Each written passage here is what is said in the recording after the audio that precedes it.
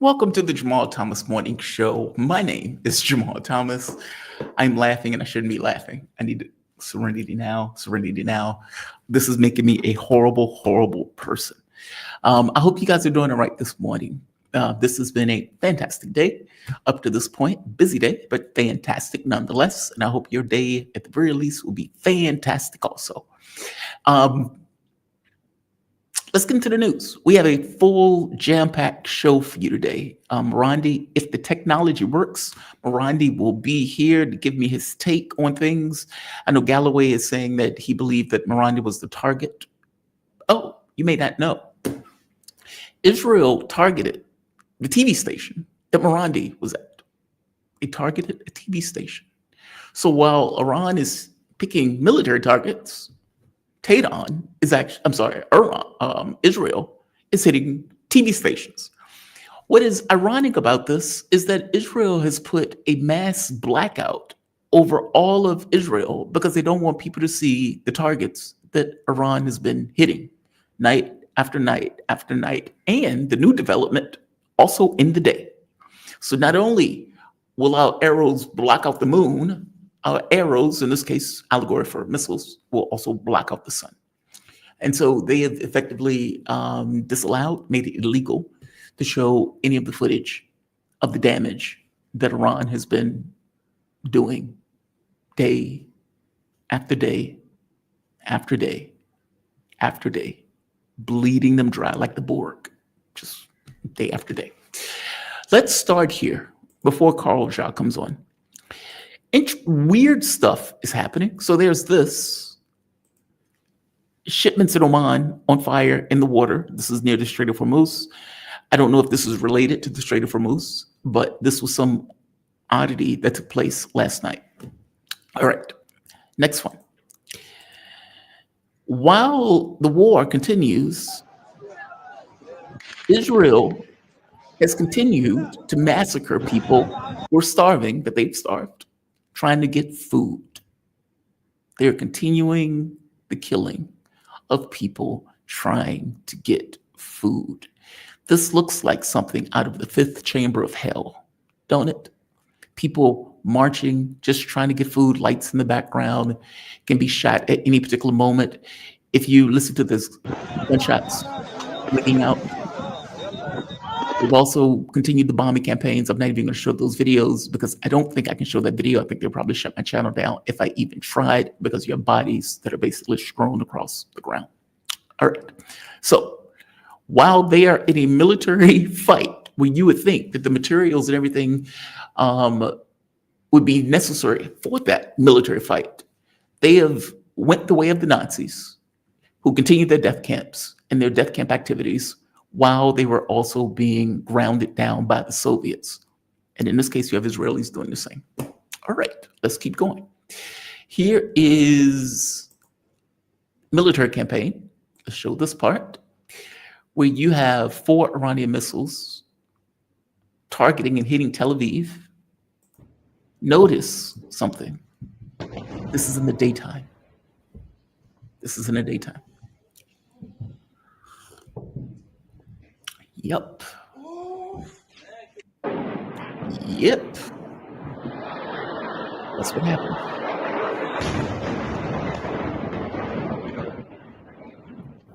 Yep. Let's keep going. There's more. So we are going to, right here. Mossad has been hit, apparently.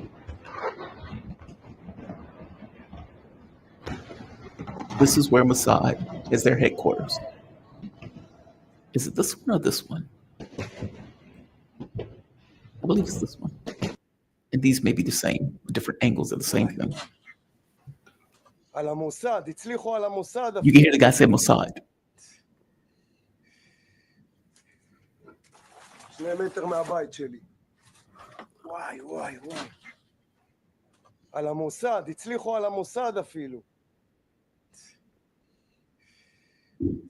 You know what's wild? There are videos with Israelis who are complaining. And when I say complaining, I mean complaining. They're like, This doesn't look like a military target to me. And I keep thinking to myself, ain't that rich? Ain't that rich? The notion that you are standing somewhere pointing at a building that's been destroyed and saying, that doesn't look like a military target. Like very, Karen-esque, even though it was a guy, very Karen-esque. How dare you do that? That doesn't look like a military target. Really? Is that really? You saying that? For real? You saying that? Just amazing. Just amazing. Let's keep going. Let's keep going. This is another building that's on fire. Israeli, Iranian military strikes. And again, in the daytime. It's not even at night. The guy's jumping out the building. And the guy is shell-shocked. What did they think? That's what I want to know. What did they think? Did they really think that hell wasn't coming for them? Is that what they thought? That they were going to be able to kill, shoot? Look, and the reason I showed this first was because I need to give you context, because I don't want you to ever forget. They did this for years. They did that for years. And we stood by and just watched them do to shoot people in the back, shoot people in the face, starve people to the tune of millions, blew up buildings with hundreds, if not thousands of people under the rubble, shut down hospitals. They did this for years. So pardon me if my sympathies just aren't there. They just aren't. I'm sorry. This is, believe it or not Gaza, even though this looks exactly like Gaza, doesn't it?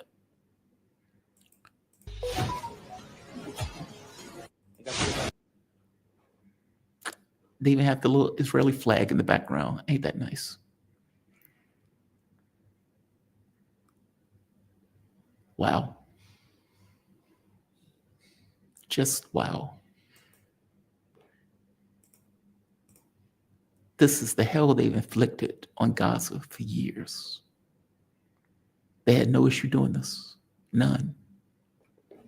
No issue at all. And I would imagine that these people are probably thinking to themselves, God, why would this happen to us? We didn't do anything to anybody. And I'm beginning to believe that they actually believe that. Because I think from their point of view, Palestinians aren't real human beings. So it doesn't really matter what happens to Palestinians. Keep in mind, if you remember, they were having watch parties of Palestine getting bombed. If you remember, they were sitting there with their popcorn. They would bring people and they would watch them get bombed. And they would thought it was the funniest thing in the world. Oh, this is hilarious. Look at these people dying when we bomb their tents and burn their kids alive. It is hilarious. Or when they were in rooms putting on women's dresses and dancing around the room. Again, they thought it was the funniest thing alive. This is fantastic. This is funny. Us killing all of these Palestinians and then mocking them and trashing their house. When the shoe's on the other foot, it's not that funny, is it? It's not that funny now, is it? Let's keep going. This is more devastation that's taking place in Israel. Also, you must understand, because they have a blackout on any of the information that's coming out, many of these photos, you're only getting a limited view of what's taking place. This is another Zionist stronghold in occupied territories. On fire. Now, what is interesting, and among many of these things are interesting, is Donald Trump. It's Donald Trump. So it seems that the United States is prepping for a war. And why do I say that? For one, Donald Trump left the G7 summit early, apparently rushed back to DC. On top of that, you see a large share of armaments moving to the Middle East, meaning airplanes, cargo planes, all of these things for gassing up jets in case you're doing some kind of bombing sortie. All of these things in heavy concentrations moving to the Middle East, with Donald Trump putting out a threat saying, you better leave Tehran. Okay. Country of 10, 50 million people, you put that threat out at what, 2 in the morning, 3 in the morning in Tehran? I would imagine those people aren't going anywhere. There were some psychological operations where people were putting out fake content saying, hey, look at people evacuating. Not so much. So there's that part. So the question becomes, what is Donald Trump going to do? Now, he is trying to push Iran to come back to the negotiating table. And that is one of the most astonishing things that I was like, there's no way that can be true. Yes, way, that's true. Donald Trump is literally, after lying through his teeth, habitual liars lie, after lying to his teeth to try to lull them to a false sense of security, allowing Israel to do this unprovoked act of aggression where they thought that this would be a quick war. And now they're in a war of attrition. And with their air defenses diminishing, with their capability of fighting back diminishing, with Iran now having the temerity and the boldness to hit them in the daytime with them seemingly not being able to stop them. Now Donald Trump is out here screaming that they want to have a ceasefire and continue nuclear talks. One of the things that they are pointing out in some of these articles, here's another one. Trump said to push for meeting with Iranian officials this week. What they're reporting is that Donald Trump thinks, oh, Carl is here. Oh, Carl, let me come to you. Give me one moment. What Donald Trump thinks is that by threatening bombings, that he can force Iran to come to the negotiating table and accept the deal that they wouldn't accept the first time around anyway. Good luck with that. If you listen to Argachi's response, he was very clear. No. Welcome to the show, Carl. How you doing, my man? You doing okay? How are you? I am doing well. Carl, let me pull up your info. Carl, I'm glad you could join me because I was, there is information coming out that I am fascinated by that I want to get your take on. So Carl Jha, he is host of Silk and Steel podcast focused on China's surrounding regions and their history, culture, and politics. You can follow him on Twitter at Carl Jha. You can follow his podcast on Twitter at Steel Silk, letter N. And you can support their podcast on patreon.com, Silk and Steel. Carl, we are looking, from my point of view, at the context of the world changing on its axis. And what I mean by that is that in the same way that Ukraine wasn't really about Ukraine, Iran is not really about nuclear weapons, even though they're using that as a stalking horse every bit as much as George Bush did. I strongly suspect that what's going on here is A, they want to take them out for Israel. B, they want to be able to establish a dominant position in the Middle East without any kind of competition. C, they know that Iran is instrumental to the security of Russia and China, and that there's a relationship between both, particularly China, in response to energy. And so when I saw this, where is it? Right here. When I saw military armaments coming from China, where they pointed out that China turned off its transponder as it got close to Iran, effectively dropping off a delivery for assistance, it made all the sense in the world. Iran is instrumental to China's energy security. It's a country of 1.3 billion people. And under no circumstances would it be in China's best interest for Iran to fall. And that is also true for Russia. Am I getting this right? That ultimately a lot of this is not entirely related to Iran, even though it is, but it's also seen as maybe they think Iran is the weak link in BRICS. And that because it hinges on both China and Russia, that if you can take it out, you can diminish both countries, effectively allowing you to pick off one at a time. Give me your take on that. What are your thoughts? Well, China obviously do not want Iran to fail. The same way China does not want Russia to fail. As a result of Western sanction during the Ukraine conflict. Right now there's a lot of people who are, like screaming at China. It's like, why China not stepping in? Okay, first of all, right? I don't think Iran even asked for help yet from China. Right. I think Iran got this right now. I mean, if it's just Iran and Israel, Iran can deal with Israel. As we saw, Iranian missiles are already penetrating Israeli air defense. Now what we saw is actually the stocks of Israeli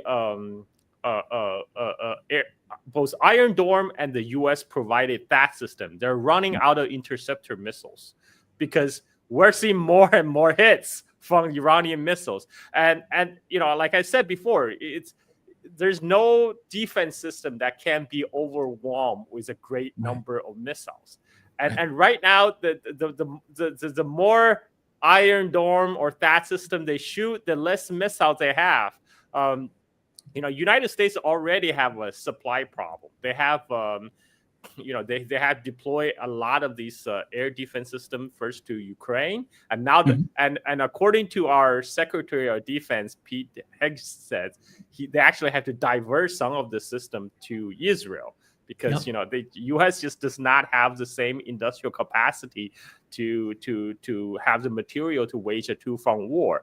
And I even saw some liberals on the Twitter screaming, it's like, oh, why are we wasting those THAAD system? Those precious interceptor missiles could save our aircraft carrier in a conflict against China.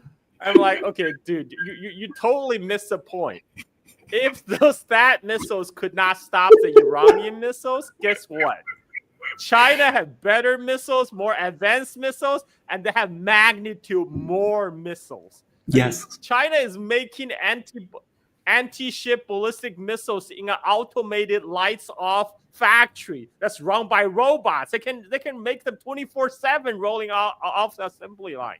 So, I mean, the fact is, from the experience, what we saw right now, the Iranian attack on Tel Aviv, that means the U.S. Navy aircraft carrier group are toast.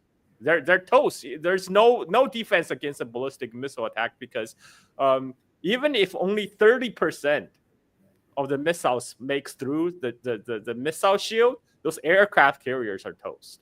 Right? Yeah. And the fact those U.S. Ships, capital ships, their missiles are outranged by the Chinese ballistic missiles based in China. Okay, so that's number one. Number two, Iran is perfect. They can handle Israel. This is why Israel is screaming at U.S. like, please, you gotta help us. You gotta join it. You have to deal with Iran because Israel does not have the capability and the capacity to deal with Iran on their own. This is the critical test for Trump's presidency right now.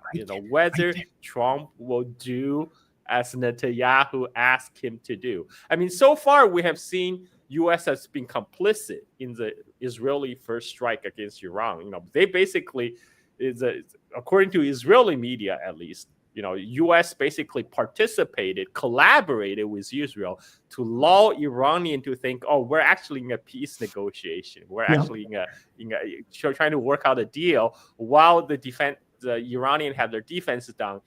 Israel launches attack. Now, Trump is saying, oh, I just want the Iranian to come to the deal. Look, Israel literally killed all the negotiators. They took out all the Iranian the deal makers. Israel does not want any kind of deal. They just want war, and they want United States to participate in it. Yep. And so what's going to happen in the next 48 hours is crucial. Is whether U.S. will join in this attack. Now, there's a couple constraints on the U.S. too. I mean, I understand this is why some of these people, the pro-resistance people, are screaming at China and Russia. It's like, why are you not helping Iran more? Because they think once the U.S. join in, you'll be game over. Like Iran will collapse. No. Look. See, I don't think that. Yeah, go ahead. Because I don't think that either. Iran is not Syria. Iran is not Iraq. Right. And even to carry out the Iraq war, United States has spent months building up the logistics in Middle East to host hardware and the 250,000 troops they needed, right? Like right now, U.S. simply don't have that kind of troop strength in the Middle East, right? And what they do have, they just send a 50-year-old Nimitz aircraft carrier to Persian Gulf. The aircraft carrier was literally due to retire next year, right? I mean, that aircraft carrier is older than me, and I'm almost 49. Okay, I'm almost 49. That aircraft carrier is older than me, and I don't know what they think they're gonna accomplish, because they had so much problem with dealing with Houthis in Yemen, and this is why a lot of people think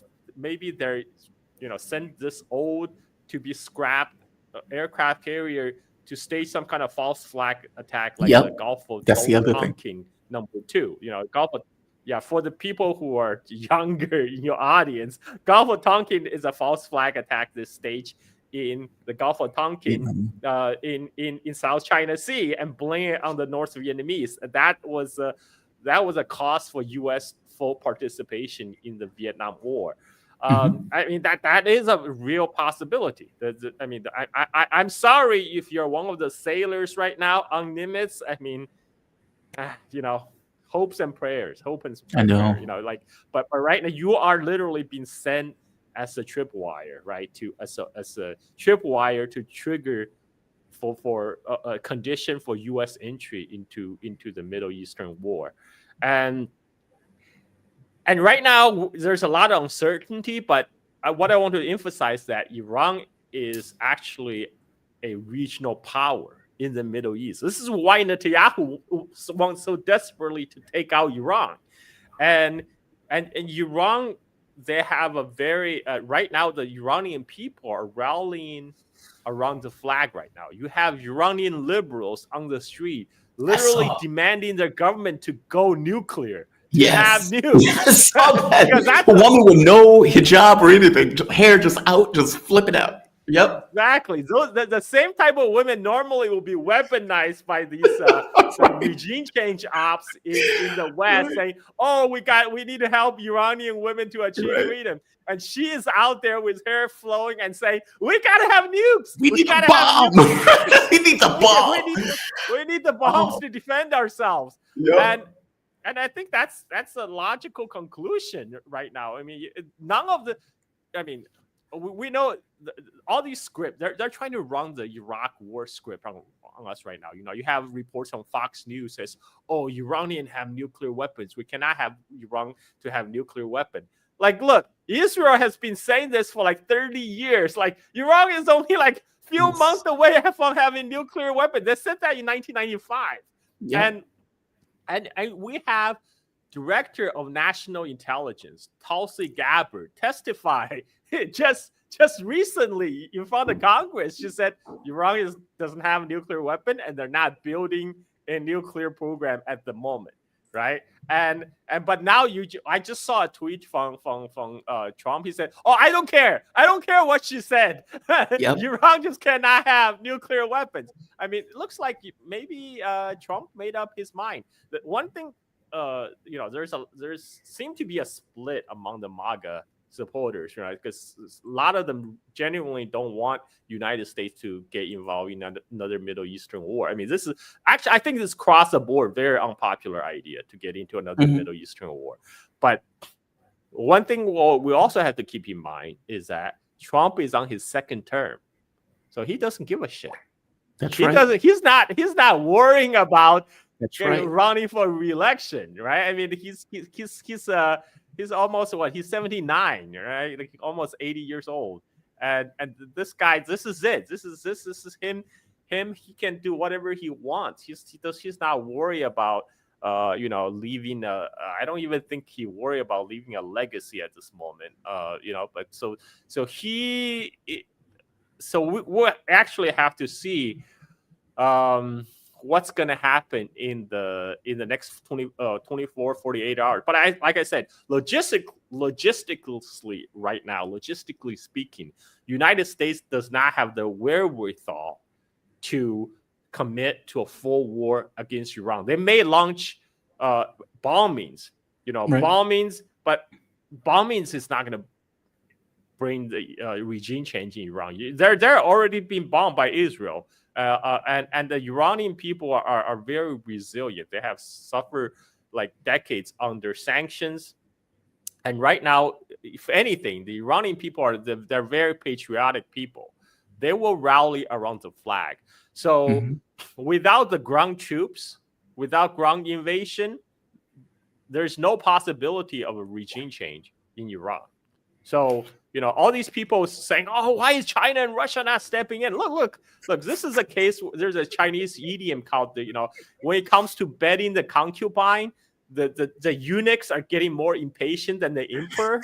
It's like, look, Iran hasn't even asked for help yet.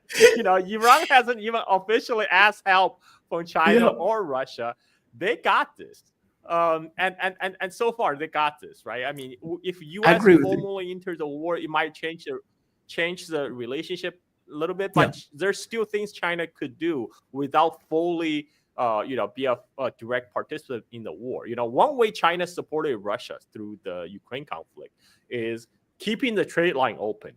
Russia, everything Russia needed, they could get sourced from China, like all the chip.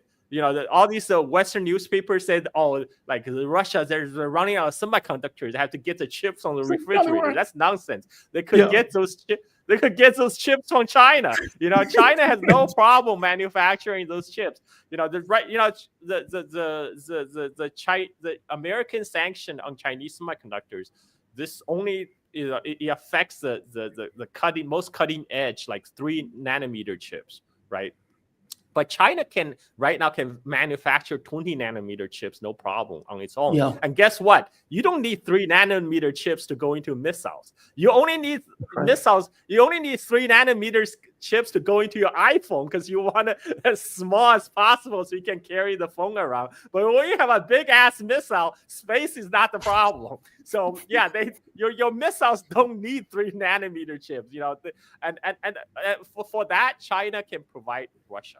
And we saw that, recently I saw an interview with a Russian drone operator. He basically said, we source all our parts from China. We source our chips from China. We have no problem getting those. So in that case, this is what China could provide to Iran. And remember, China just recently optimized their rail link with Iran. So they can ship all this material over land that's outside the reach of U.S. Navy, right? And the rail to Iran, it goes from China through Central Asia to Kazakhstan, to Uzbekistan, Turkmenistan, and to Iran. And guess what? Xi Jinping is just visited Kazakhstan. He got a red carpet welcome in Kazakhstan, right? I mean, like, I think the Central Asia, they're pretty much on board with China, right? Like, their neighbor is China and Russia, and the thing is, there's another area where China can help.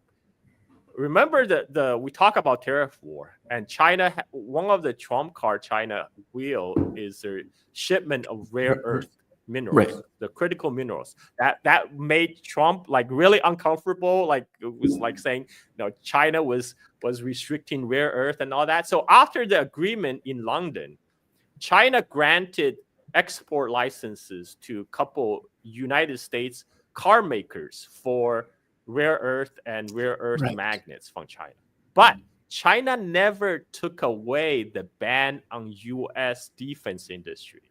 So Lockheed Martin, which makes F-35, guess what? They're not still not getting those magnets or rare earth.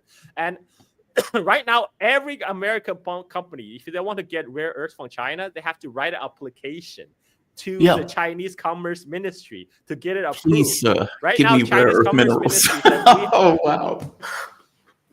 we approve the sale to these specific U.S. car makers, right? So, because we don't want them to go bankrupt. We don't want to cripple you economically. But they said nothing about supplying Lockheed Martin, all these the magnets they need in their missiles, and we know they have been their stockpiles of missiles have been dwindling because Pentagon said so. They have been used up in Ukraine and Israel, and the United States is not be able to replenish them right now because China is not ready to resume Sumerian supply to United States. And so this is another thing where China could help by continually restricting rare earth shipment to U.S. defense industries. Yeah.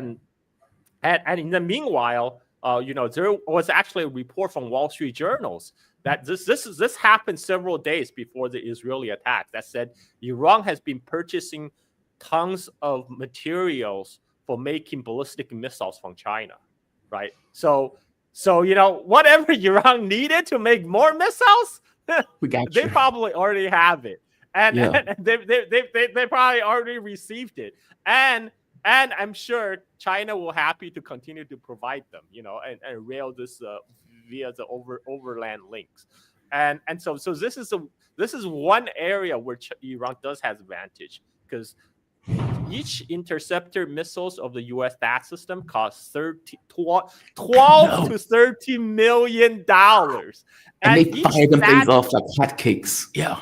And each THAAD battery, which composed of the launcher, the radar system, everything, each THAAD battery costs $1 billion with a B.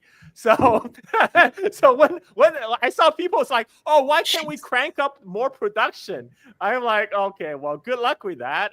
First of all, you're not going to get any more rare earth shipment from China, and second of all, those things cost a buttload, and those this is another reason. Iran was basically. They sent several waves of attack against Israel. Yes. And they first sent their old missiles, all these missiles that have been sitting in their arsenal for 20, 30 years. They're sending the older missile first to deplete all these interceptor missiles. And now they're sending a mixture of older missiles and advanced missiles to confuse the Israeli air defense system. This is why we're seeing more and more hits. And now it's obvious they're starting to run out of these interceptor missiles, and we don't really know the supply situation, how fast the United States can replenish them. But the fact is, Israel right now is letting those Iranian missile hit downtown Tel Aviv, and you saw that one Iranian missile literally turned the light off in Haifa.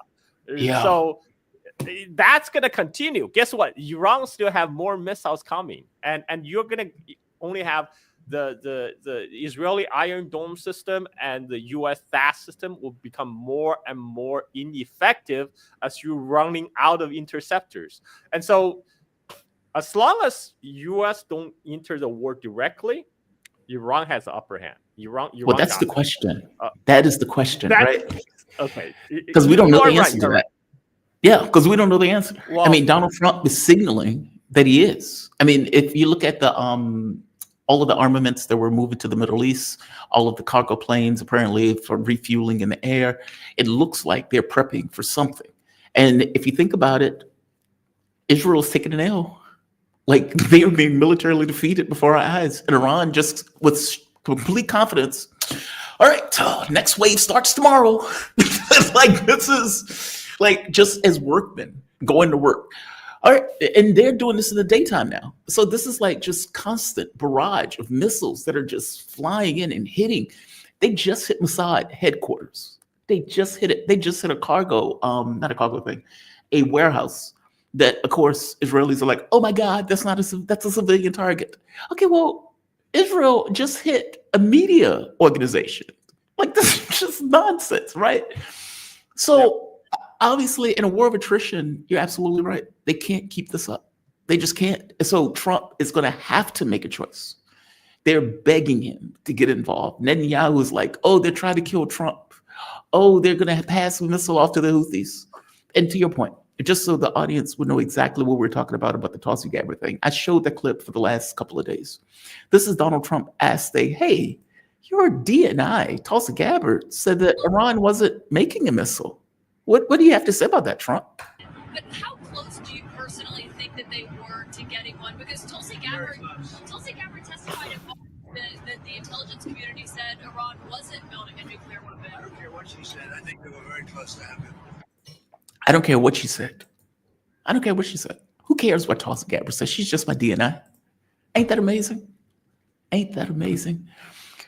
This is so ludicrous of a harebrained scheme that many guests that would come on my show would say, there's no way Trump is going to be okay with this. And I would say, these people are not rational. They're ideologues, and they will be stupid enough to attack Iran.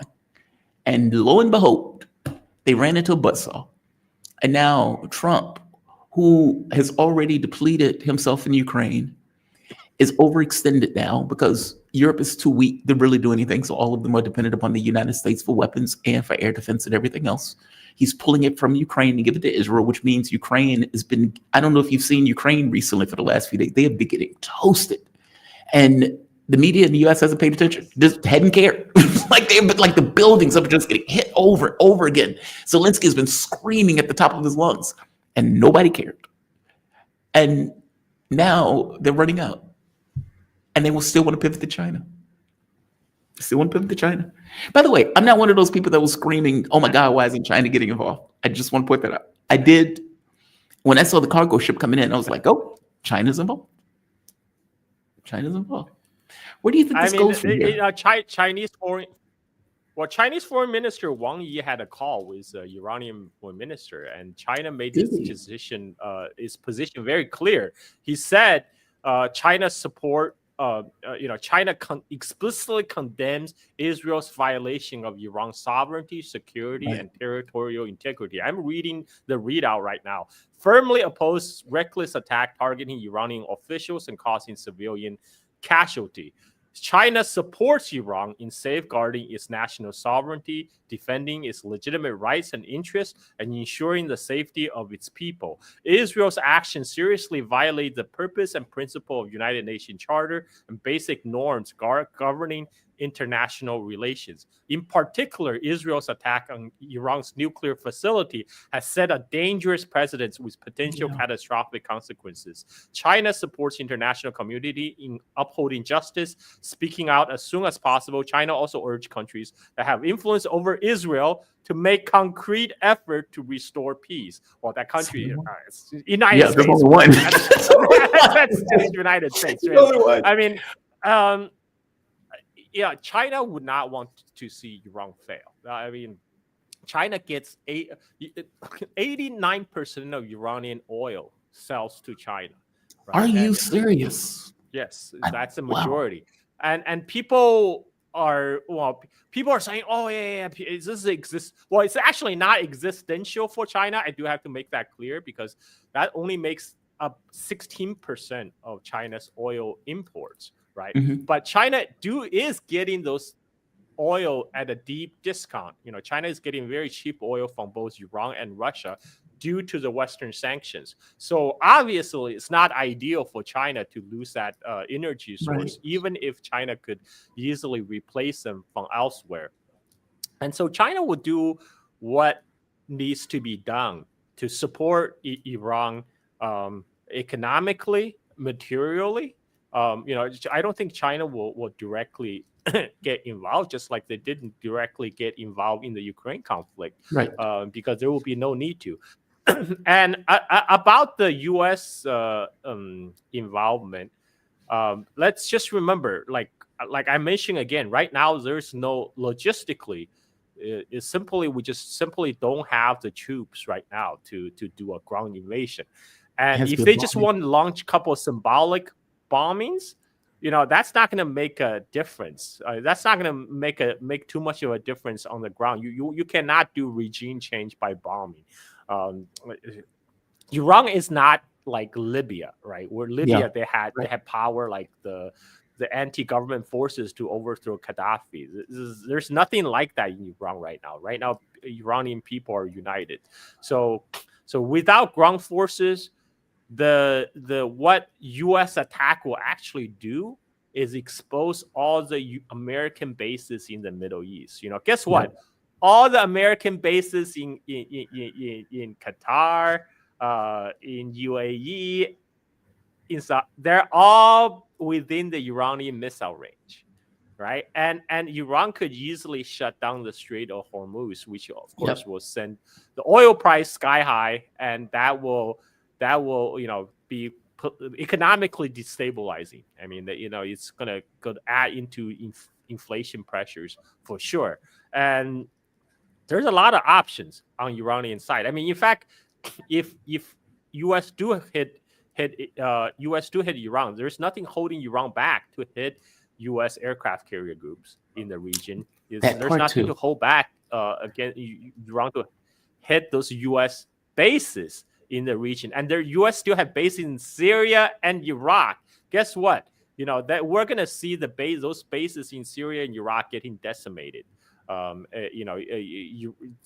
that is within Iran's capability. Now the question then becomes: would United States wager, widen the scale of war, involving putting more military asset and even possibly ground invasion? Of course, that would be a giant clusterfuck, because this Iran is much more bigger and more powerful than Iraq ever was, and people are still old enough to remember Iraq. And you'll be immensely unpopular. So we're gonna have to see how much Trump is willing to stake his presidency on this that point, is the question. on this war. Carl, that is the question. I don't have an answer to that question.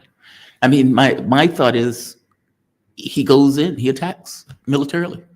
I don't know if he lets his it's not a rogue actor. I don't know if he lets his proxy fail miserably in the light of day this way. God, man, what is going to happen to the weapon stocks?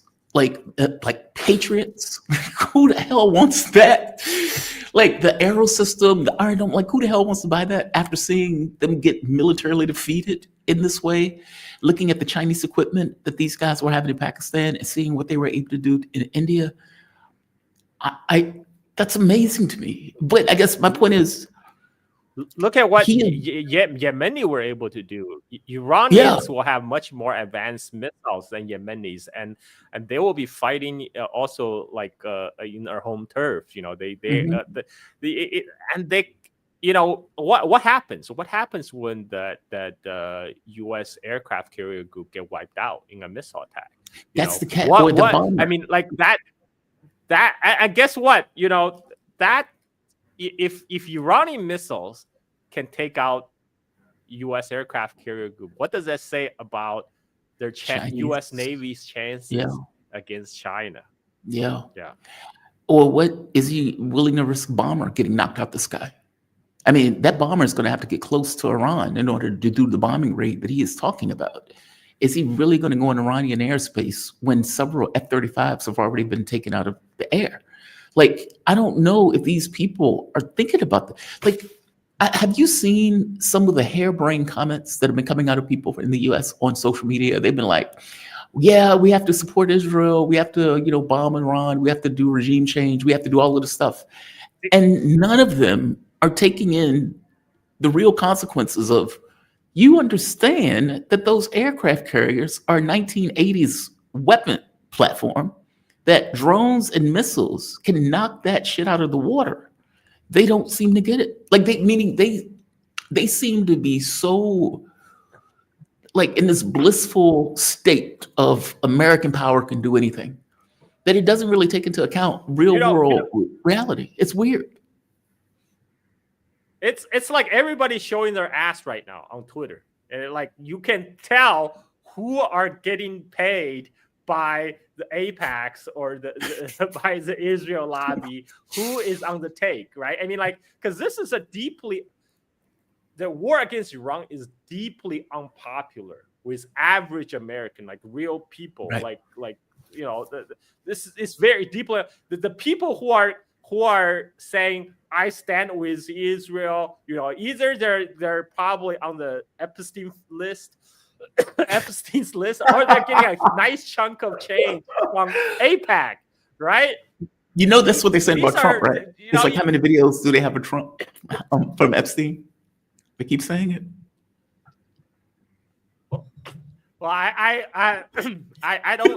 don't think that would give a tank Trump's ratings, but I think what the war would, a war against Iran would actually tank his approval ratings, because there's no, this is very, very unpopular war. I don't have a sense of anyone who is not among those talking head class that actually want to go to die for Israel. I know nobody who wants to die for Israel. Well, MAGA, I don't believe that the cultists that's in MAGA are going to abandon Trump en masse. I think maybe 5%. The Marjorie Taylor Greens, the Thomas Masseys. Hell, he even attacked Tucker Carlson. Tucker Carlson is like, dude, your presidency is going to go up in smoke if you do this. And he's like, that goofball needs to stop, running his mouth. It's like, okay. And then Trump is screaming about a nuclear weapon. He didn't even have sense enough to come up with a different model than Bush. Like, we've run the script before, right? Weapons of mass destruction in Iraq, weapons of mass destruction in Iran. And what makes it even worse is the fact that his own person in his own government said it's not true. That is just absurd on top of absurd. What do you think happens here? If you had to prognosticate, and no money is at stake, nothing, but if you had to make a guess on whether or not Trump is bluffing, or whether or not it's very possible. I think right now, Trump, he's being a very egotistic guy, right? He's just probably kind of really annoyed that his decision has been questioned by people like Tucker Carlson, who has been, one of his biggest supporters. So I think he's just annoyed right now. But whether he will authorize this war, I think what might happen if which is a big if he authorizes war, I think it's more likely to take in the form of symbolic bombings. There will be some missile launches from the U.S. Navy ship, and there will be maybe a couple bombing rounds, and maybe then Trump will call it victory. Say, look, I did this thing. I forced the Iran to come down. I saved the world once again. I saved Israel. I think that's a far more likely scenario. Carl, there's no such thing as an imaginary bombing run in this situation. I mean, if Iran... No, not imaginary bombing run. I mean, it was symbolic. Like I'm sorry, I misspoke. What I mean is, Iran is not going to sit there and let the U.S. take pop shots at it without responding. They're going to see, they see this very seriously. And I think they have every right to. For one, they need to break Israel's back. There's that. Two, they can't allow the United States to effectively force them into some kind of negotiation under threat of bombings, which means... There's no negotiation, Jamar. There's no negotiation. Israel already killed all the negotiators, so there will be no negotiation. According to Trump, right? And Trump is going to... right now, what Iran has been doing so far is they're concentrating on hitting Israel, but not to the level that will immediately bring in United States. They're hitting Israel to putting Israel on notice, but they're not hitting it to the level that Israel's collapse is imminent. Because that would definitely, is United States would not allow Israel to collapse. It will definitely step in. So far, I think Iran has doing a very calibrated campaign.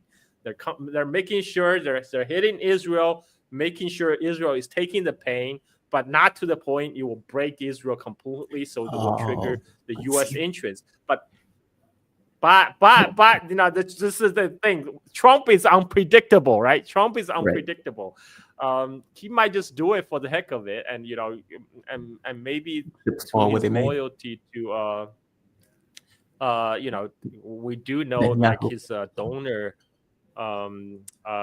Trump's biggest donor is the owner of Las Vegas band. Yes. Yep. She's Adelson is the biggest Trump founder. Maybe out of loyalty, who knows? Like he just did it. You know what? I'll do a favor for you. You did a favor for me, give me all this money for campaigning. I'll do a favor for you. I'll launch a couple bombs in Iran's direction.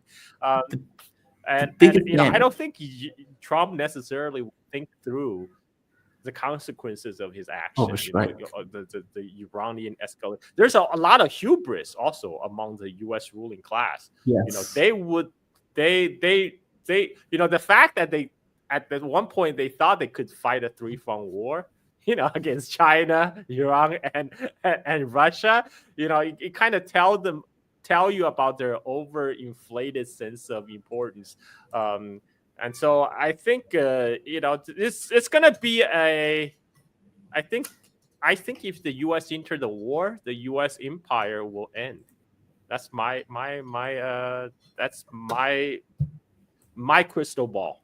I'm just gonna put it out there. I think if United States enter this war, the U.S. empire will end because everybody will see the so-called vaunted U.S. military prowess is actually all smoke and mirrors. The emperor has no clothes. I'll stand by that. I agree with you on this. I think we'll find out in the next 48 hours. Unfortunately, we'll find out in the next 48 hours. Unfortunately, Carl, my man, I always appreciate you. The audience loves you. We have a damn good crowd here today. And just so the audience would know, Carl Shah, he is host. Damn it. There we are. He is host of Silk and Steel podcasts focused on China and surrounding regions and their history, culture, and politics. You can find Carl on Twitter at Carl Shah. You can follow his podcast on Twitter at Steel Silk, the letter N. And you can subscribe and support their podcast on patreon.com, Silk and Steel. Definitely check them out, man. This is just a fraction of Carl's awesomeness. Great spot, man. I swear. And I think you're right. I can't say I disagree with pretty much anything that you've said today. So thank you for this, Carl. You be safe, okay? Thank you. Have a good one. Anytime. One of the main threats that Israel has to effectively deal with, believe it or not, has to do with how long they can go. So in this kind of war of attrition type thing, right? Like, how long can you keep up day after day after day? And if there's no safety in the context of your country, how many people will stay? How many people will stay? Fascinating question, right? So we'll see what happens. I mean, there's a big question of whether or not Donald Trump is going to get involved. And if he does get involved, all bets are off. All bets are off. I would say I was not one of the people screaming for China. Why isn't China doing anything? Even though I know some people were out there doing that. I did hit Mark up and was like, hey, if Russia is not going to, be more vocal about the stuff, they're going to lose allies. So I did tell Mark that, right? Which is what Mark was like, Medvedev on the missile, as Dr. Strangelove. Iran has comported itself well up to this point. They've stuck with military targets. They haven't let their head get away from them. They've used psychological warfare almost as a Jaws type scenario. Like, they're coming. We're coming. More are coming.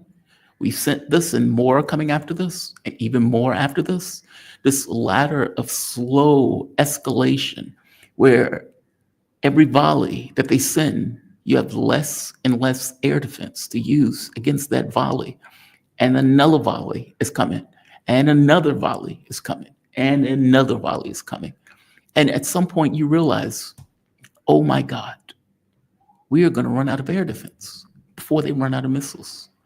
And even more will come after that. And more the next day after that. And they can keep it up for weeks, if not months, whereas you cannot. That is a mindfuck, to put it mildly, right? Like, to know that your adversary can effectively attack you in ways that would diminish your defenses just over time, where those missiles start getting through. And notice, not just at night, but now also in the daytime. And your capability for stopping them diminishes hour by hour by hour. That's rough. That's rough. That is not an easy spot to be in, which is why you don't start unprovoked wars of aggression. Just saying. That's why you don't start unprovoked wars of aggression.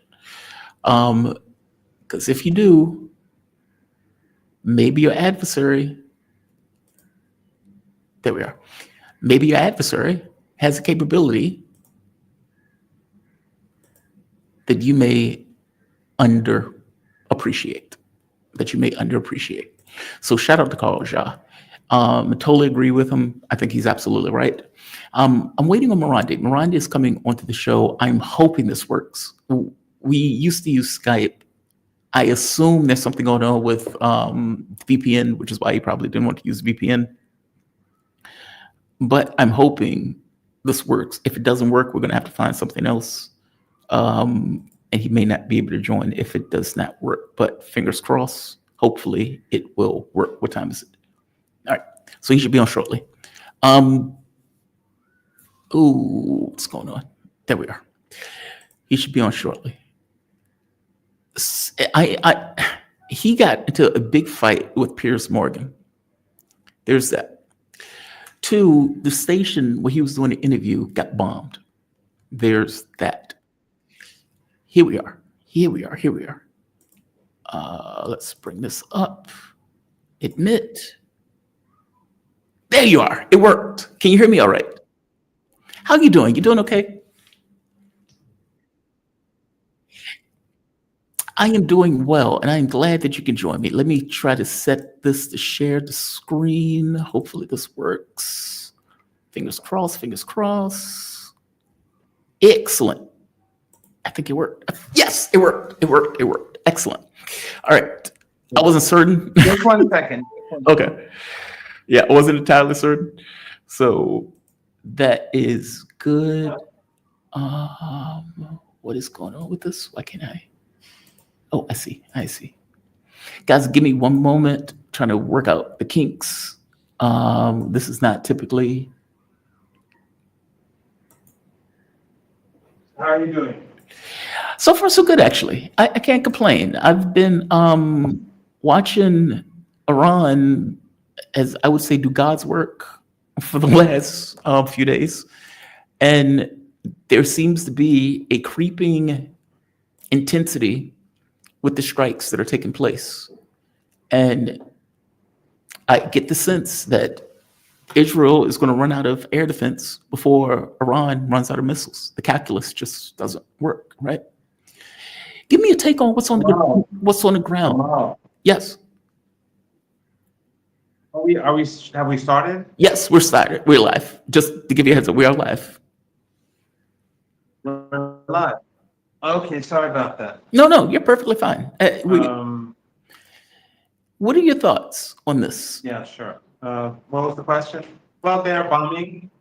The Israeli regime is striking Iran. Fortunately, over the last few days, they found many of their collaborators. It's basically been ordinary people all over the country helping the police and intelligence agencies. So a lot of these people have been arrested. Some of them are not Iranian. They're from other countries in the region. And some of them are Iranian. These people, they are paid to carry out these attacks. But we're seeing a rapid fall in the number of these drone attacks inside the country. So they use these tiny drones, and Iran is a huge country. So it's not surprising, but you see people in towns and villages themselves, in cities, mobilizing and to protect the armed forces, their bases, searching the grounds around bases for kilometers to see what they can find, who they can find. So in that sense, things are better. Iran's air defenses are doing well. First few hours, of course, Iran was surprised and there were many problems, and the Israeli regime obviously had planned many things beforehand. And of course, Iran's strikes are becoming more unpredictable for the Israelis. Today they struck during the day and they used their newer missiles, and the Israelis couldn't detect them. Yeah. So Trump, I think the reason why he's moving towards a very dangerous situation is because A, he's probably compromised, That's and B, because the Israeli regime is losing. yeah. The people, from my understanding, inside the regime, inside the country, inside this entity, they're demoralized. They don't see a future, and we'll have to see. Everything depends on Trump. But if you've noticed, 3 tankers today were damaged near the Gulf of I saw that. near the Strait of Hormuz, and I think that will probably. I think that you will see more of that. And Trump's only success since his presidency has been the fact that oil prices have come down. And the easiest thing to do is to drive oil and gas prices through. It's nothing that anyone can do about it. So no one wants that. No one in this region wants war, except for the Israelis and the Americans. But war has been forced upon us. And if the American regime, if the Trump regime tries to force war upon us, then I think that all of the regimes in the Persian Gulf, Arab family dictatorships will be swept away. Oil exports will be non-existent, not just through the Strait of Hormuz, but from the entire West Asia and the Caucasus. Oil exports will come to an end. And I think that would mean the utter collapse of the global economy. You know, I pointed out when I would talk to people, and they would say, well, the US is not going to really do this around because, you know, these people are rational and it would be horrible if they did that. The consequences would be unpredictable. And I would point out to them that Israel has acted with impunity the entire time. I mean, for God's sake, we watched genocide committed before our eyes. Once they took down Syria, from their point of view, we have an open target for Iran. And I said, they're going to run into a buzzsaw. And the Lord knows they ran into a buzzsaw. I agree with you that all of this talk for Donald Trump, this screaming at 2 a.m. that Tehran should empty itself, is desperation masquerading as strength. And I suspect a lot of that is because they full well understand that Israel is getting dismantled day after day after day. At this, they just hit Mossad. Tehran just hit Mossad headquarters. Israel couldn't do anything about it. Tel Aviv have been getting hit every day without the ability to do anything about it. And they've had this media blackout all across Israel because of obvious reasons, the hits that they've been taking that they don't want to expose to the public.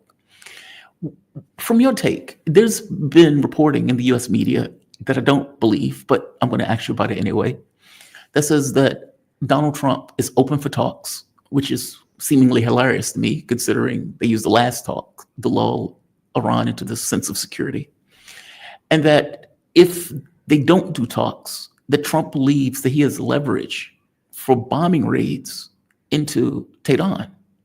Have you heard anything about this? I mean, they are effectively saying that the government of Iran wants to talk to the United States, which, again, I don't necessarily believe, but I do want to get your take on it. Under threat of bombing, that's the leverage that Donald Trump believes he has at his disposal. What are your thoughts on this? No, it is Trump that wants to talk. He is basically begging to talk.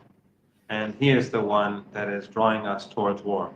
And have no doubt, Jamal, if there's a global economic collapse, the elites in Washington who are behind it, people will search for them. People in the United States will be seeking for them. Because when the law and the whole country shuts down, then I think people will be seeking those who, people on the streets, ordinary Americans, will be looking for these people. I don't think Trump's will be able to, I think Trump will be removed from power if this happens. Because the damage to the United States will be so extraordinary. To the world, it'll be a catastrophe, Jamal. I have no doubt. Iran does not want this. But a couple of things I wanted to point out. One is that I want to point out that the internet connection is very poor here. You're fine. And there's nothing I can do about it. I'm actually in the Press TV building doing this interview.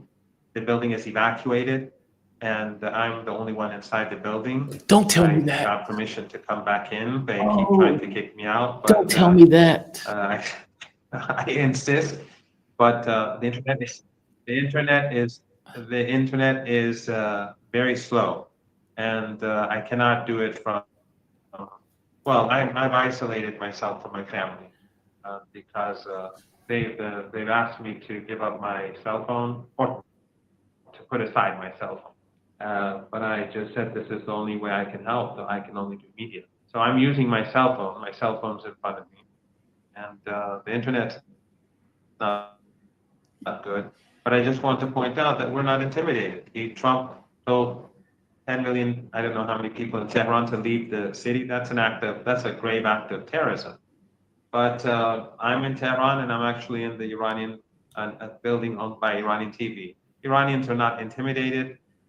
We are on the right. We are on the right side of history.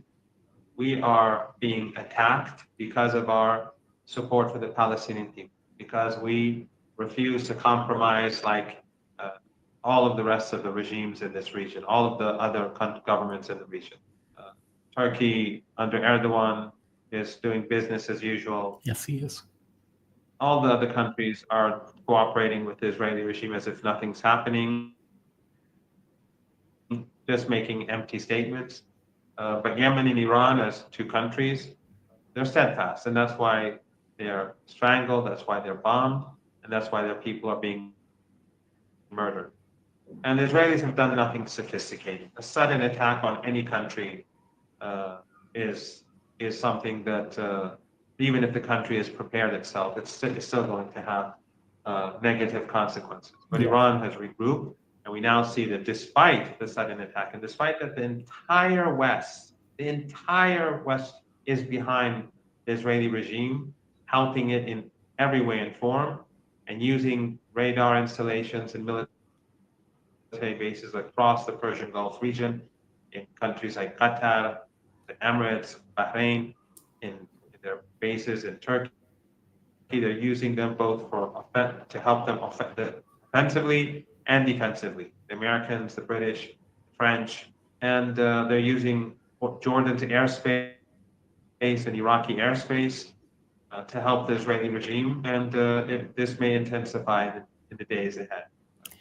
Despite all that, and despite the fact that Iran is alone, it is performing well, and I have no doubt that the Iranians are determined to defeat the Israeli regime, and any negotiations that may take place in future can only achieve results if Iran's rights are preserved and if it becomes clear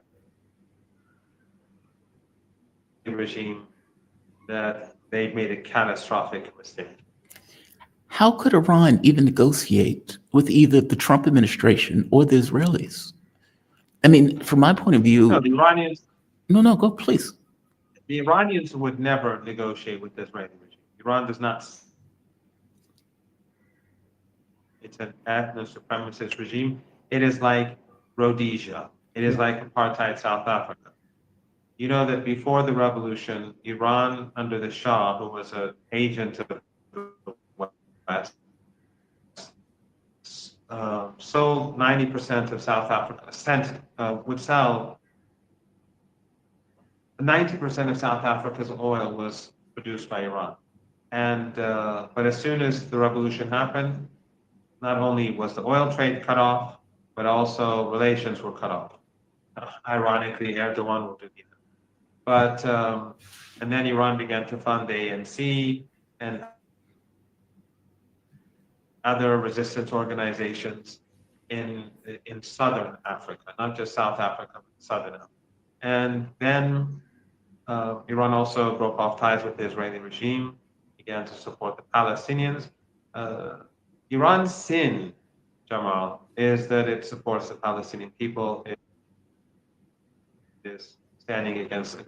This has nothing to do with the nuclear program. That's just an excuse. You saw, I think, hours ago that Trump said that when they said to him, Tulsi Gabbard said that Iran's not building a bomb. He said, well, I don't believe her or whatever. Yeah. He's just lying. He's just making. This is a morally bankrupt regime. The media is completely more bankrupt. Right now, Western media is busy demonizing Iran and Iranians in order to prepare the grounds for death and destruction. That's basically what it is. But they will fail because they will be hurt more than Iranians. When things collapse, all of these so-called elites, their lives will be changed overnight. Well, that's what I'm asking. And now you see that. No, please. You see the Israeli regime won't allow Israelis to leave the country. Yep. I don't know if you saw that. Human shields. That's what it is, human shields. And the reporting came out that they didn't even want Americans to leave. They're using them as human shields. And they're using them as human shields, and they're also putting their military equipment right in the middle of cities. Yep. Beside homes. Remember how they would justify bombing Gaza, saying that they're using people as human shields? Well, here we are. Here we are. How far is Iran about Israel? Why doesn't anyone in the West say anything about that? Well, see, that honestly, if I had any critique for Iran, can you say that again? Well, I was going to say if I had any critique for Iran or even for Russia, it was this idea: you were never going to get a good headline out of Western press. It doesn't matter what you do. You could be saints. Like you could be bathed in the light of God, and you would never get a good headline out of the West. And my thing was, why try? But I'm curious, how far is Iran going to go with this? And what I mean, let me explain my question. This is an opportunity. Many people see it as an opportunity to break the back of the Israeli government. Because if not, who do you negotiate with? Like you said, you can't negotiate with Israel. The U.S. is dishonest. So where does this end? Well, I'm not in government, and I accept that. Can't, say anything on behalf of the government. I never have been in government. Even when I was a media advisor, I wasn't speaking on behalf of anyone. That's why I insisted that I just be an advisor so that I could speak freely. Mm-hmm. But Iran is determined. Iran is absolutely determined. This nonsense that you may have heard over the last couple of days that the Iranians want to talk, that's nonsense. Iran will see this through. The regime, the Israeli regime, will have to come out of this regretting this whole criminal act. They will have to clearly figure out that this was catastrophic. And Netanyahu brought about this catastrophe. And if the Americans get involved, we will have no option but to make sure that the United States is hurt, the regime is hurt in a way in which forces it to back down. And we can do that because we will not let them get away with this. There's not a chance in the world that the Iranians will allow the Americans to start striking and not pay the price for their aggression and for murder and for the destruction of Iranian infrastructure. Mm-hmm. Can we talk about Piers Morgan for a second? Piers Morgan has spent the last 2 years justifying genocide. Every day he acts as if he's not on camera doing it.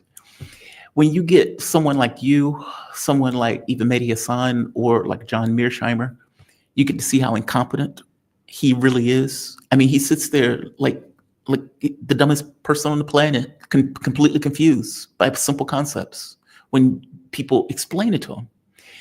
And he effectively is attacking you now. As you pointed out to him, you call him a coward, call him a genocide denier, which he is, and said you've welcomed him to come to see what he has been decrying for the last 2 years as he's been justifying Israelis' genocide. Give me your take on this. I saw the back and forth between you two. Give me your thoughts. Well, I didn't watch the exchange online. I never watch my interviews.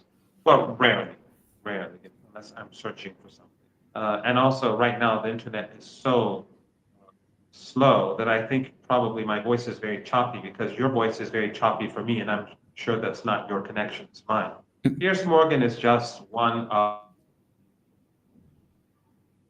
so many journalists and elites in the West.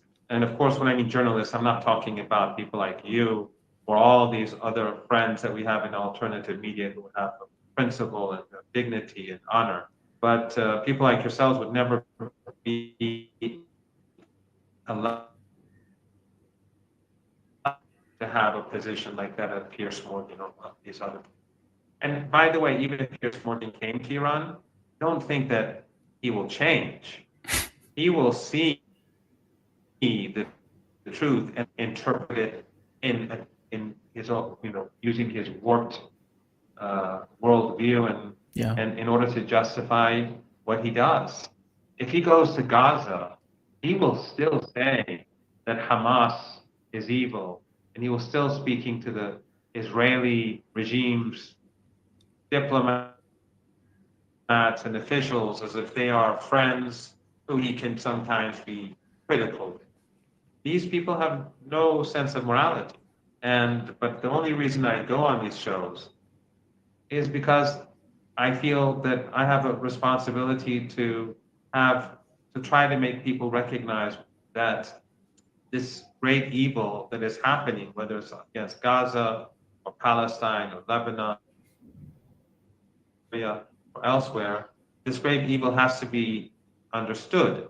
And so I don't care really if he insults me or if they humiliate me or if they take out clips and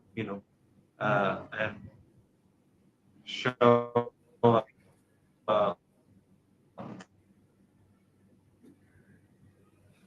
distort the reality of what happened during a debate or discussion, or if they are unpopular.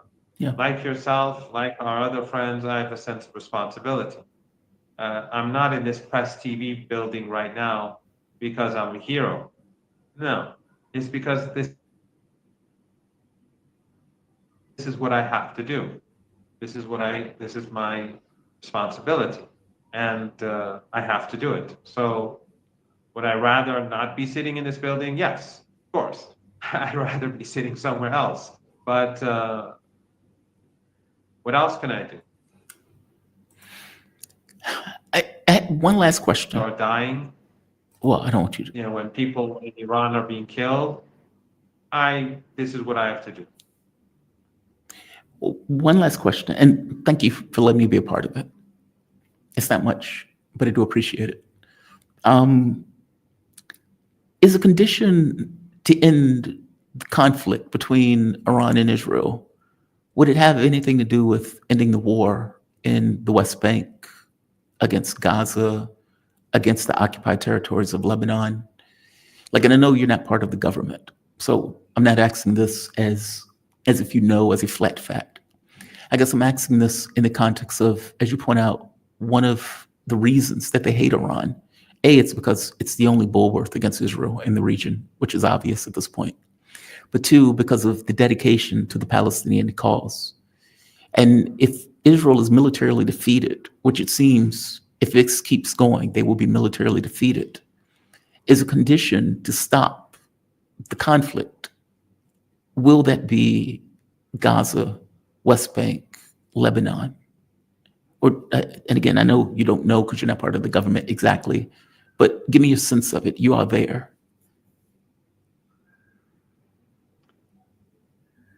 Sorry, the window. But in any case, I think I got more or less what you said, because it suddenly became very windy. And so I'll try to see if I got it right. Everything is linked to everything else.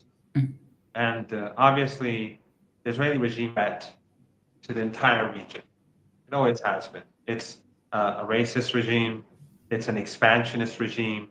It has no red lines. You see how it carries out the Holocaust.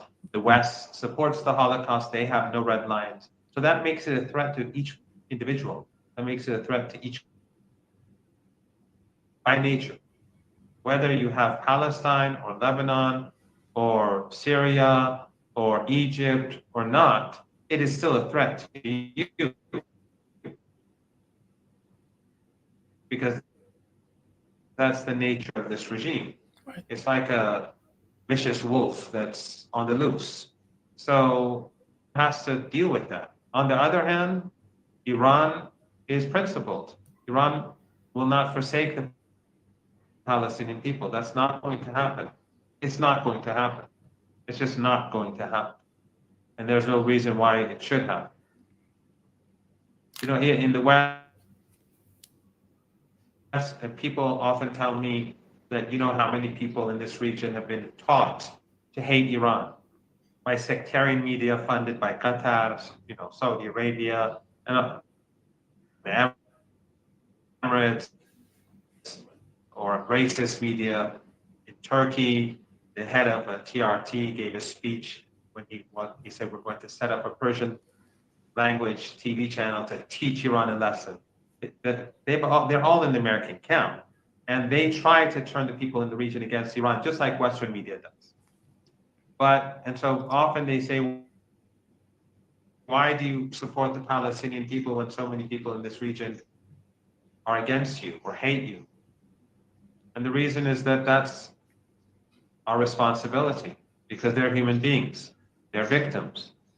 We are our religious culture, especially the fact that, you know, our religious culture in particular among Iranians makes us sensitive about the oppressed, the dispossessed. And we cannot forsake them. If you read the story of the grandson of the Prophet, Hussein ibn Ali, our third Imam, and his sister Zainab in Karbala, then you will understand a great deal about why Iran is so steadfast in its support for the people of Palestine. Yeah. Why Iran is so steadfast against Western imperialism and Western domination and threats and punishment that comes from the West. So we have a responsibility, and we cannot therefore, in any negotiation, in any potential negotiation down the road, 1 month from now, 2 months, whenever it happens, and it will be on our terms, God willing, we will not forsake the Palestinian people. That I can say for sure. Or the Lebanese people, or anyone else. Professor, thank you for this. I deeply appreciate you doing this. I did not know you were going to. Thank you for this. Professor, thank you, Jamal. Thank you for the excellent work you do. And I just want to remind your audience that the genocide in Gaza continues. Continues, yep. Genocide continues as we speak. There was a major massacre hours ago. Let's not allow the West to make us forget about the starvation and the extermination that is ongoing in Gaza. So true. Professor Mohammed Marandi, he's professor of English literature and Orientalism at the University of Tehran. Thank you for this. Please be safe. Please be safe. Thank you, Jamal. You have a good one. All right. You too. let's see. I think I do it this way, and I can bounce back to this. There we are. Good. Yeah, he is in, well, his country's at war. So the connection's not necessarily going to be great, but I do appreciate him giving that interview. I did not know he was going to be where he was. I wish he wouldn't have announced where he was. That freaks me out. Israel has been hunting down people in the strictest sense of the term, like journalists or people who are giving commentary. So that kind of freaks me out. But I do appreciate him giving the interview. And, I think it's a fascinating question on, will any negotiation that takes place, will the Palestinian cause, either in the West Bank, Gaza, the Lebanese cause, will those things be a part of any negotiation, especially if you're in the negotiation from a position of strength? And if you notice, he said months, 2 months. From their point of view, they can do this all for several months.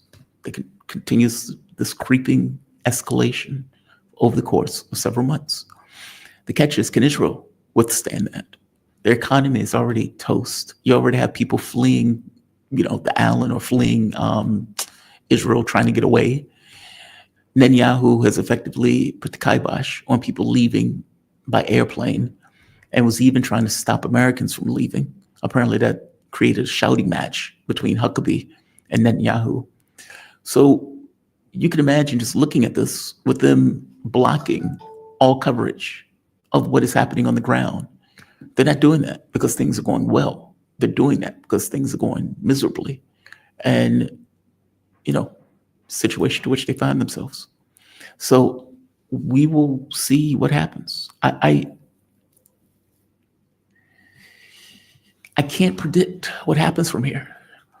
I mean, truth of the matter is, either Trump gets involved militarily or he doesn't. And if he gets involved militarily, that becomes greatly unpredictable. Truth of the matter is, my point of view is that the U.S. is going to run into a buzzsaw in the same way that Israel ran into a buzzsaw. And I think that because I don't necessarily think that they've shown everything at their disposal yet. And that any bombing raid that takes place is going to have to fly either in Iran or damn close to it, that will make it susceptible to Iranian missiles and air defense. And if Iran is attacked, let's say by aircraft carriers, hypersonic missiles can knock those out of the water. Like, I think people need to realize the level of escalatory potential that is built into this. Donald Trump doesn't seem to fully grasp what he's uncorked by allowing his proxy to attack, in a sneak attack, Iran, considering his proxy is now getting cooked. So I want to bring in my guest, though. We're joined with Arnaud Develay. I am, come on. I'm glad that you could join me. Arnaud Develay, he is, I'm sorry, give me 1 second. My calendars are screwing up on me. There we are. He is an author, political analyst, and international lawyer specializing in international criminal law. His latest book is Foreign Entanglements, Biden, Ukraine, and the Fracturing of American Political Consensus. How you doing, Arnaud? You doing okay this morning or this evening? Actually, this afternoon. I'm fine, Jamal. How are you? I'm doing well, actually. I've been watching, I don't want to say a certain amount of glee, but I guess the audience could kind of see it, so it's no point in me lying. Watching Israel get taken to pieces. They decided to sucker punch a country. They thought the war would be over within 12 hours. And we are 3 days in, and Iran is now at the point of hitting them in the broad daylight, even Mossad headquarters, which, from my point of view, is fantastic. That sounds brutal, but I've watched people get killed every day. And they're still killing people to this day. Like 100 people were slaughtered just within the last 24 hours. So I've been paying attention to this very closely. and seeing what is happening. As question is, what does Trump do? Is Trump going to come in and save his proxy, or is Trump going to let it, be militarily defeated? And at this point, I don't have an answer for that question. My assumption is yes, he goes in, and even that becomes unpredictable on its face. But I didn't bring you on for this, unless you want to make a comment on this. Yes, well, I mean, what can we say? Summarily, that hasn't been said yet. Just to your question, things don't look too good, to be honest. Not least owing to Trump feeling like he has to somehow catch his own fall through the branches. Yes. Because the Israelis essentially just pulled the rug from under him and allowed him for a while to think he was in control, when in fact, from the get-go, we can retroactively say now he never was in control of anything. And so now he's finding himself like a deer caught in the headlights, and he has to overcompensate because obviously, he's Mr. Tough Guy. The problem is it's a cacophony. His communication is a disaster, and I'm not going to discuss the very fact of doing foreign policy using a true social platform, which is on its face ridiculous, but it's absurd, right? It's so absurd. It's so childish. Like the notion, I'm sorry. It's so absurd. The very notion that after, as you mentioned, the Iranians being sucker punched, these very Iranians would now say, sure, let's just assume nothing happened, and let's just sit down and what was that about that Iranian this nuclear deal offer of yours? I think we're gonna look into this now.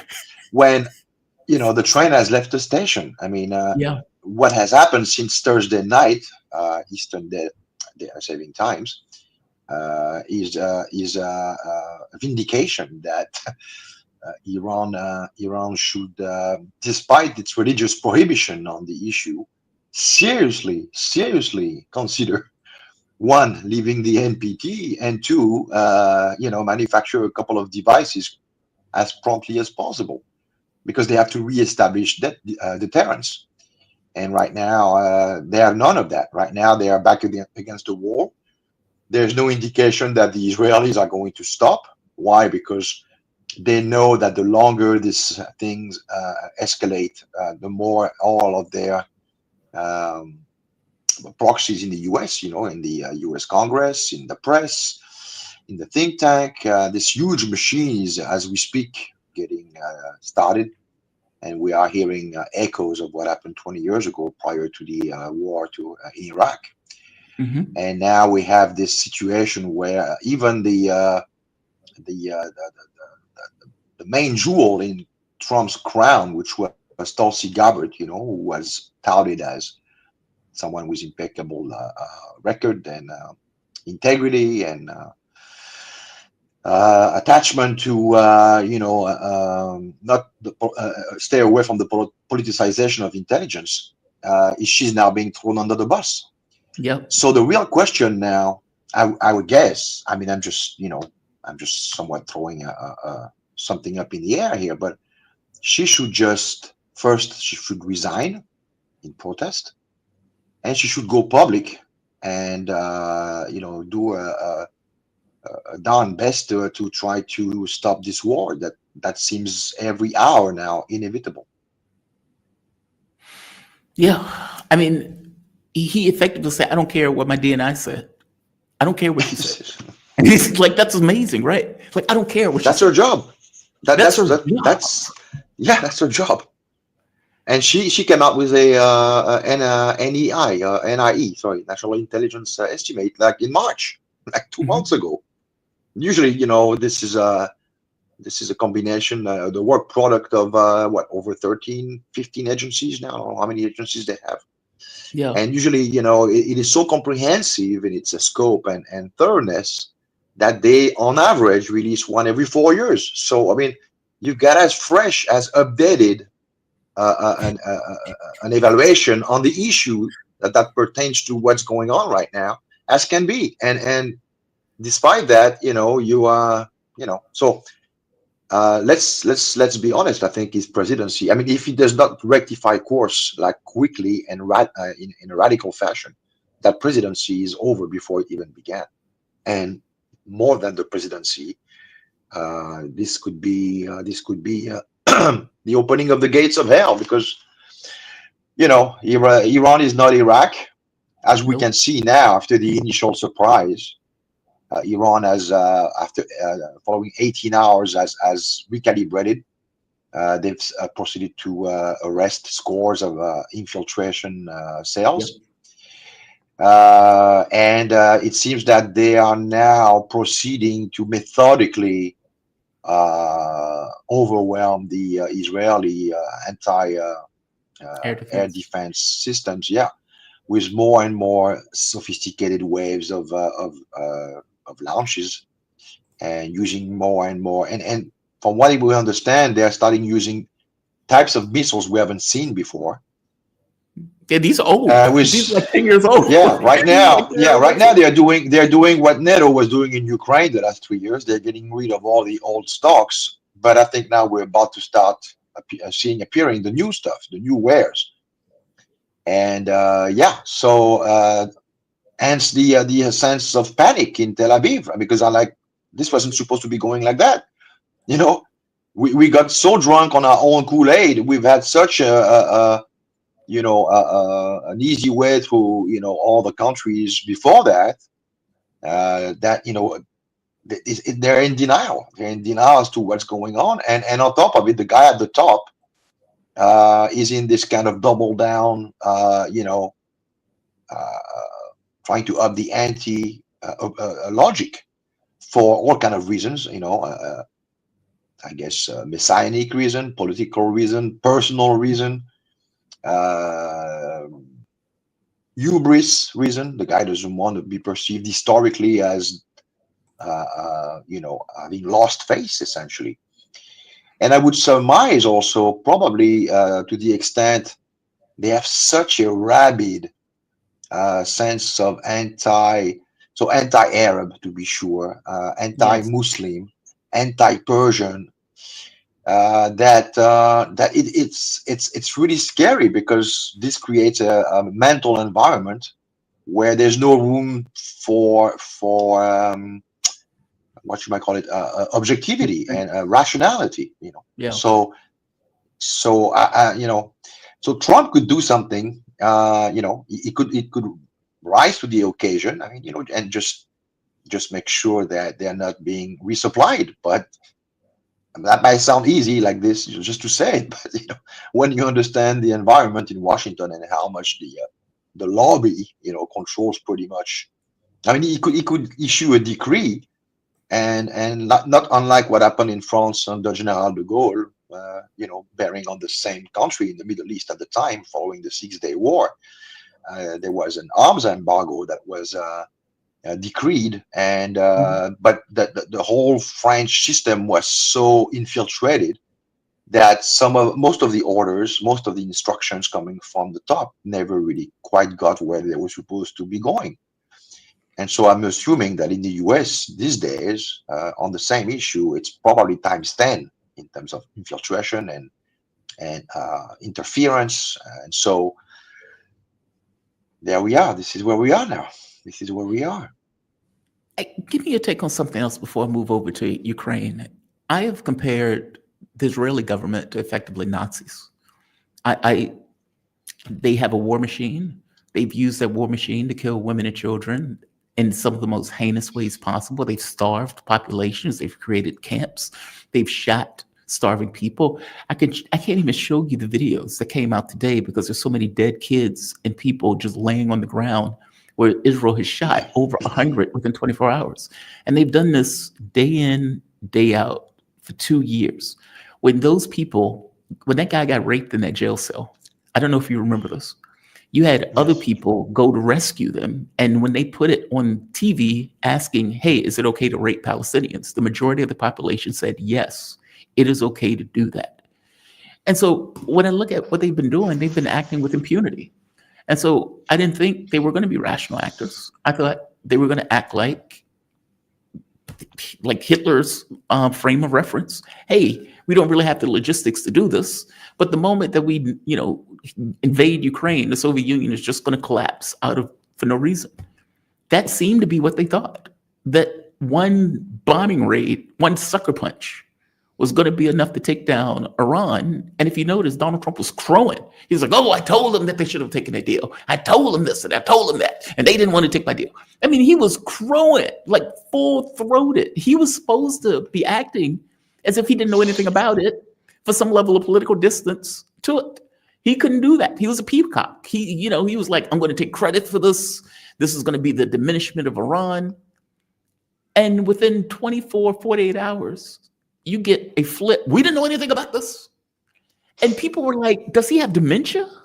Like, what is wrong with him? As you say, he's doing foreign policy on Twitter and Truth Social, and he's giving these harebrained responses while his proxy. But even on this particular issue, the one that you just mentioned, the Israelis actually within 24 hours said, no, we told him. He knew. Yeah, he didn't know. He knew. We told him. They threw him. And the guy is just like. So, I mean, I don't know what they've got on him, but I mean, obviously somebody stabs you in public. And when I say in public, it's in front of billions of people. And you're just not reacting. You're taking it. And you're just kind of like, it's surreal, to be honest. It's just absolutely. I mean, if it wasn't such a grave situation, it would be hilarious. But the problem is, what do you think happens with this? By the way, do you think because honestly, the main question is not whether or not Israel can maintain this. They're being militarily defeated. To me, the main question is whether Donald Trump gets involved in order to save his proxy. Where do you fall on this? Do you think the political weight, like you said, the hubris, the humiliation, that all of these things just override good sense, and he fully believes that he has to double down, in which case a bombing raid on Iran would be enough to get them to back down? I mean, for God's sake, Russia and China are giving them weapons hand over fist. China has been bringing in these huge airplanes immediately when this kicked off. I think they're going to run into a buzzsaw. Give me your thoughts. Well, first of all, let's be clear. It's not about the nuclear program anymore. It's about regime change, as it was always all about. Okay, so at least that much is out of the way now. So Iran is fighting for survival, but Iran is not an isolated element in the geopolitical concert.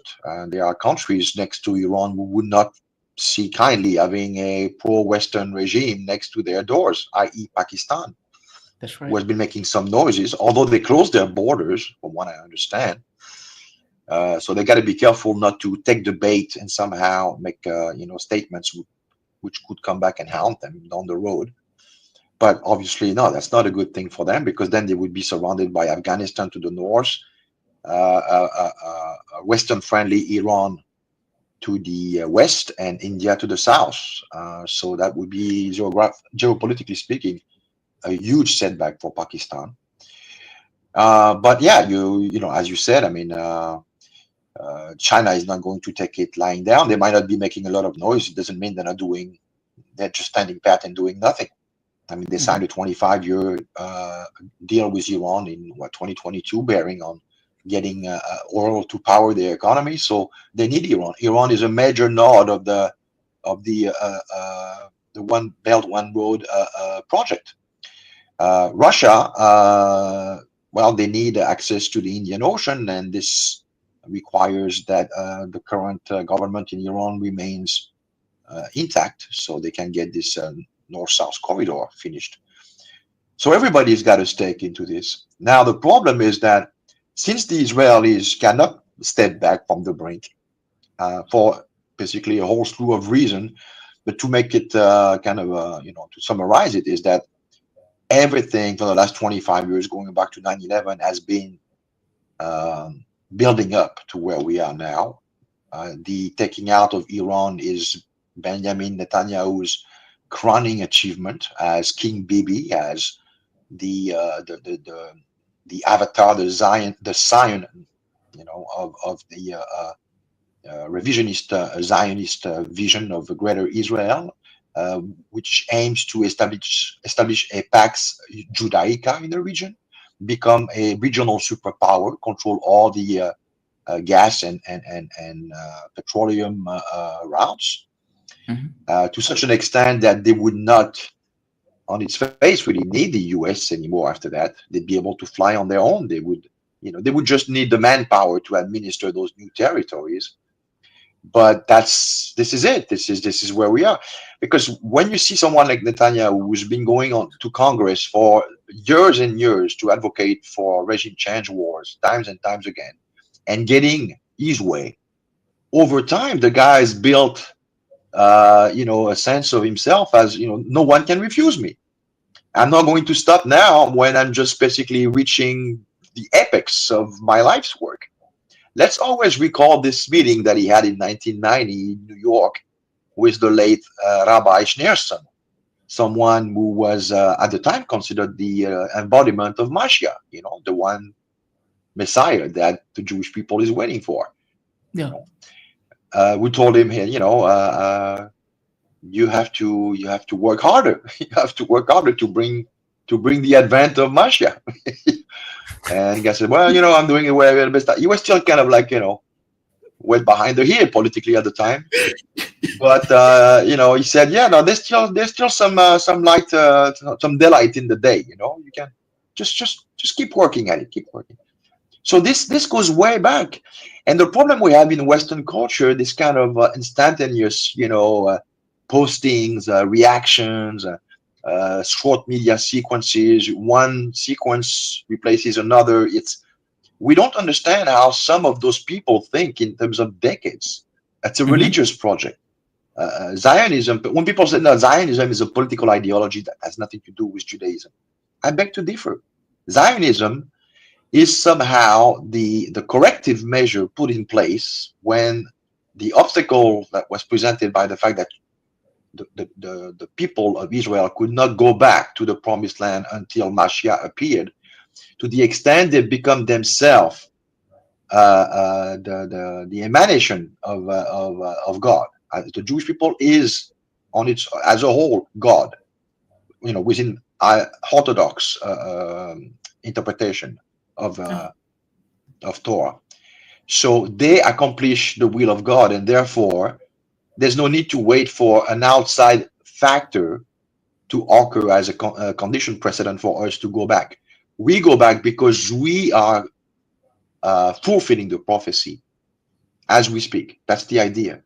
And so political Zionism and its revisionist tendency, embodied by Netanyahu, and before that his own father and his father's boss at the time, guys like Jabotinsky, they cynically exploited this interpretation to advance their political agenda.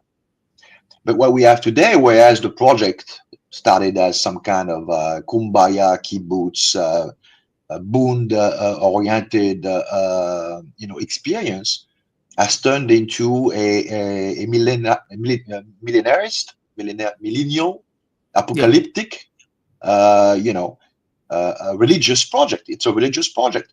All the people that he has in his cabinet now are all members of ultra-Orthodox parties. The White And House. yes, exactly. So you cannot, in that sense, and to be fair, on the other side, since there's another side in the equation, the Iranian under the Islamic Revolution are a 12er branch of Shia Islam. So they're waiting for Imam Mahdi, who's going to redeem the world. And in part of the redeeming of the world, and also this is one of the pillars of the Islamic Revolution from the get-go, is the liberation of Palestine. Right. So you've got basically two irresistible forces that are being drawn to each other, and the only outcome possible objectively is a major conflagration. I know, but Short one of has to do with the liberation of a group that's been maligned. no, I understand, but Yeah. I'm just saying as far as the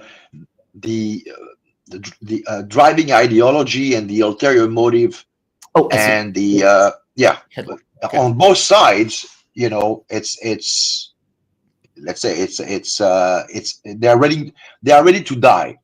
One side is willing to die to live to be able to turn back and say we've led an honorable life, and there's nothing on this earth that matters to us because the reward is in the beyond.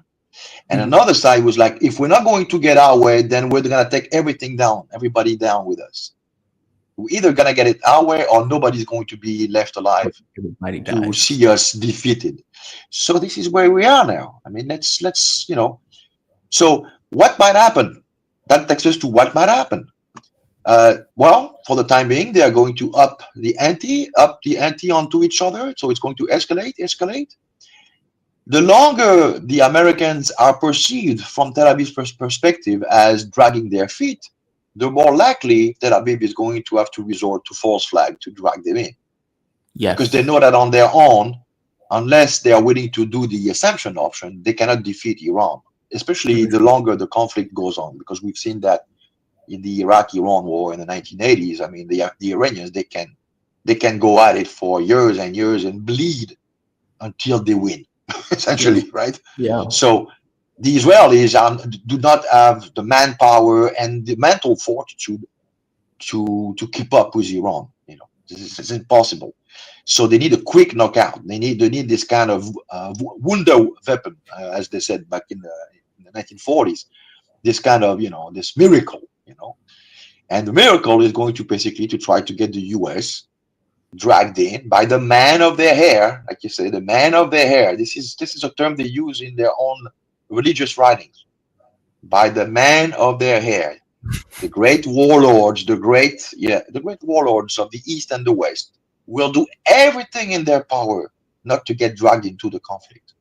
But in the end, they will succumb and take part into the conflict. And out of the ashes, Israel will emerge victorious.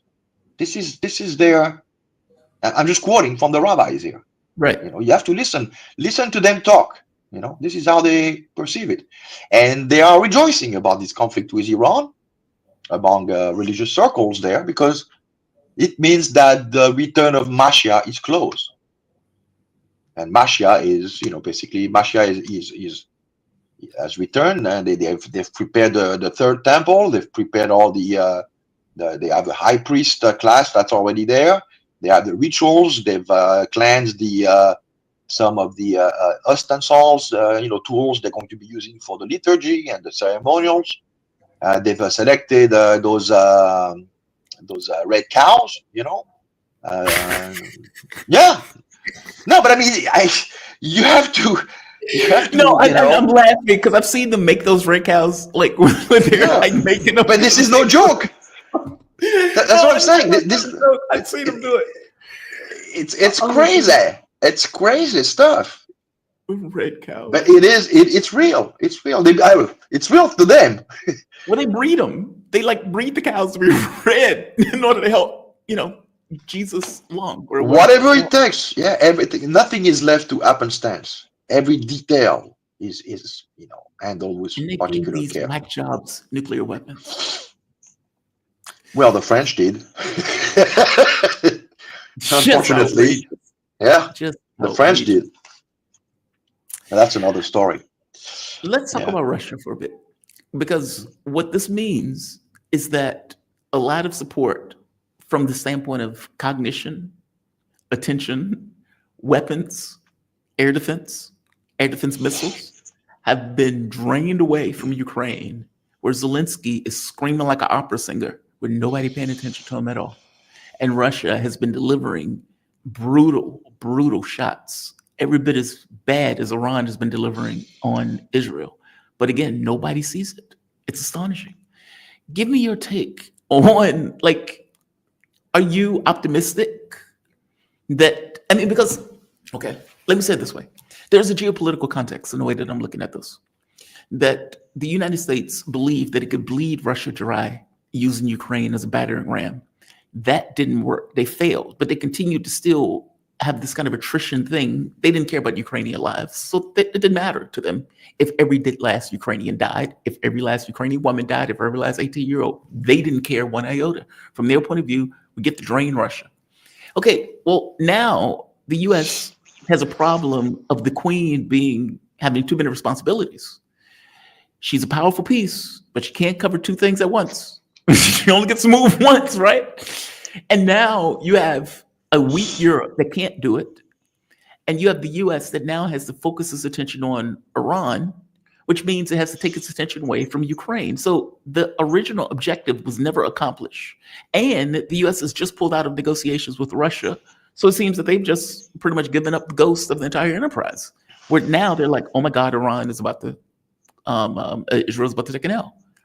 Like there's a geopolitical consequence to the way this is working out, where the empire is freaking out and is desperate and is believing on some level that if they can take out Iran, that they can isolate or at the very least damage Russia and damage China, and that Iran is the weak link in that.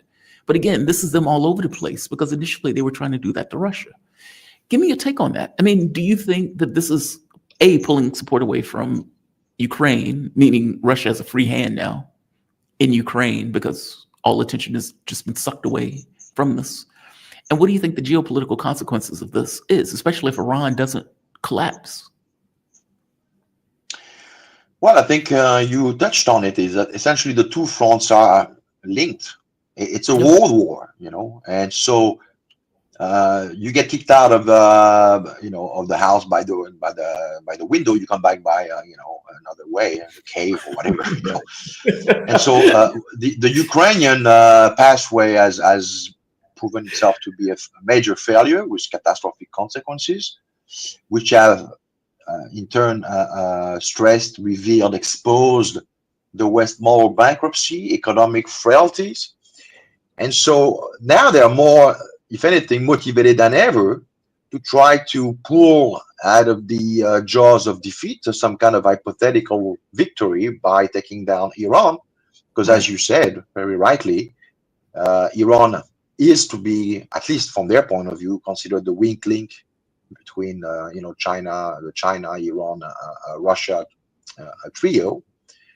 And taking down Iran would inflict ultimately that strategic defeat against Russia. So it's a good trade from the Western powers' point of view. They could politically even buy themselves more time in as far as their own population is concerned, because again the byproduct of the military victory against Iran, so they think at least, would produce access to resources, untold resources, right, geopolitical leeway, and everything that comes with it, above and beyond the symbolic aspect of taking down a country which for years and not without ground being presented as unpregnable. Mm-hmm. So I think they're going full broke. That's why everybody's involved. That's why the French, the Germans, the UK, the Arab states in the regions, but for a few minor actors there, they're all pulling in the same direction. Although they are not basically making any noise, they're trying to remain discreet about it. But everybody is on board. Yes, definitely. So yeah, it's just a variation of that same old configuration that we've had for the last 3 years in Eastern Europe, except that now and to your point that of course Zelensky is out. Well, it's almost like Captain America. For a while he was replaced by a guy called the U.S. agent, and all the readers were like, "Who the hell is the U.S. agent?" And the guy, the character as created by the writers was such a jerk. Steve Rogers was such this noble, humble. It's like the epitome of what it means to be an American. Yeah, right. Meek, a generous, a civic person. U.S. Yeah. agent was just this jackass, who used to. So, well, U.S. agent was Zelensky, but Captain America, Bibi, has been brought back, and so everything is good and well in this world again. I guess it's the world of cartoon, geopolitical cartoons. So they're back to the fundamentals. They're back to Bibi. With Bibi, we can go. We can make sure the job's gonna get done with Bibi. He's never let us down. Whereas that guy there, we've seen a lot of him for the last 3 years. We've given him everything he needs, and he hasn't been able to deliver. And it's just that's just not gonna work. Oh, that's too funny. It's like we tried with this guy. We tried. We gave him. God knows we tried. Yeah. Let's trust in BB. Trust in BB. BB can't go wrong with BB. BB is a pro. Man. That is hilarious. The original Captain America. Yeah. That is so funny. Because that's what it feels like, right? Like they just like, all right, let's drop him. Let's go to BB. BB can do it, and we can damage both by going to BB now. It's desperation, right? It just comes across as desperate. Arnaud, well, it's copium. They're trying to reconcile themselves with a situation that looks increasingly like it's slipping out of control. Yeah. And so, it's how to get out of a hole. Well, dig a deeper hole. Right? Keep digging. That's pretty much it. That's it. You get to China at some point, right? Just keep digging. Arnaud, man, thank you for this, man. Arnaud Develay, he's author, political analyst, international lawyer specializing in international criminal law.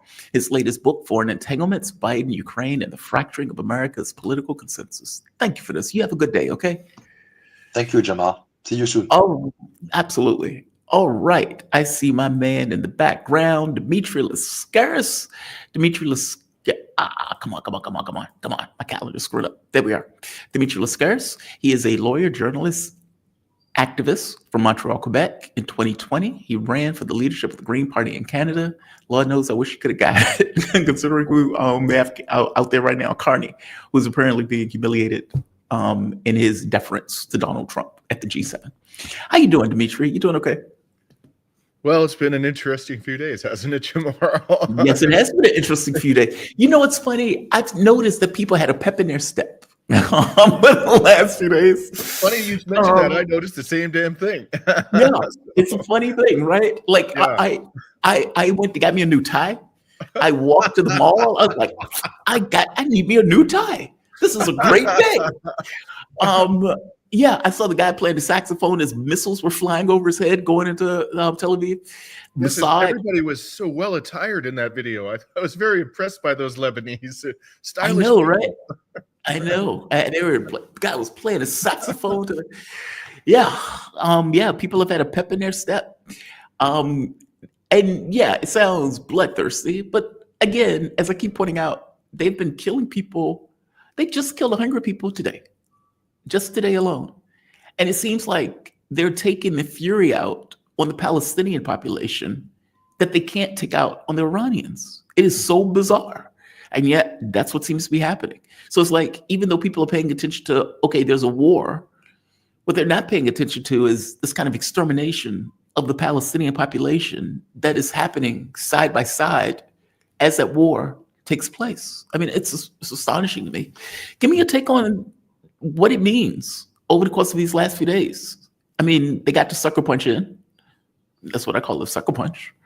Donald Trump lulled Iran to sleep. And, there's something to be said about criticism for Iran to be lulled to sleep in the first place. I mean, you're dealing with Donald Trump. The man is one of the most dishonest people on the planet, right? Habitual liars lie. That's just kind of a rule. But obviously, they've recovered.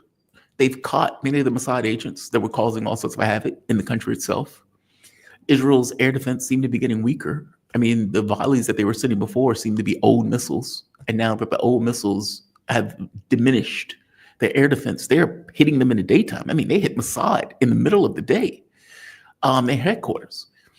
Give me your take about what this means from your point of view. And I want to escalate this conversation to geopolitical context, but I want to start there just to get your overall point of view. Israel's in serious trouble, man. They are in serious trouble. They have screwed up big time would be an understatement. This is an epic debacle.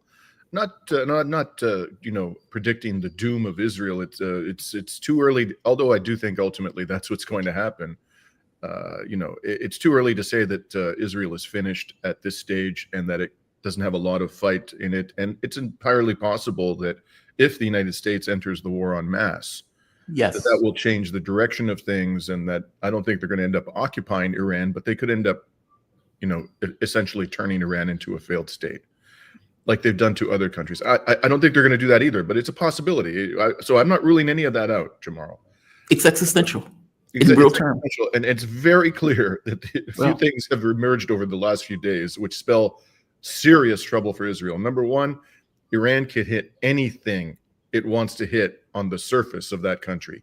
They may not be able to destroy something that's deep underground, but Mossad headquarters, the 2 oil refineries in the country, the Ministry of Defense, the Weizmann Institute, which is the technological backbone of Israel's military, the Knesset, Dimona, they can hit anything and destroy anything, despite the fact that I have every confidence that NATO right now, the whole of NATO, okay, not just the United States, is doing everything it can to protect Israel from Iran's attacks. Yes, they are failing miserably. So that's one thing that's emerged from all of this.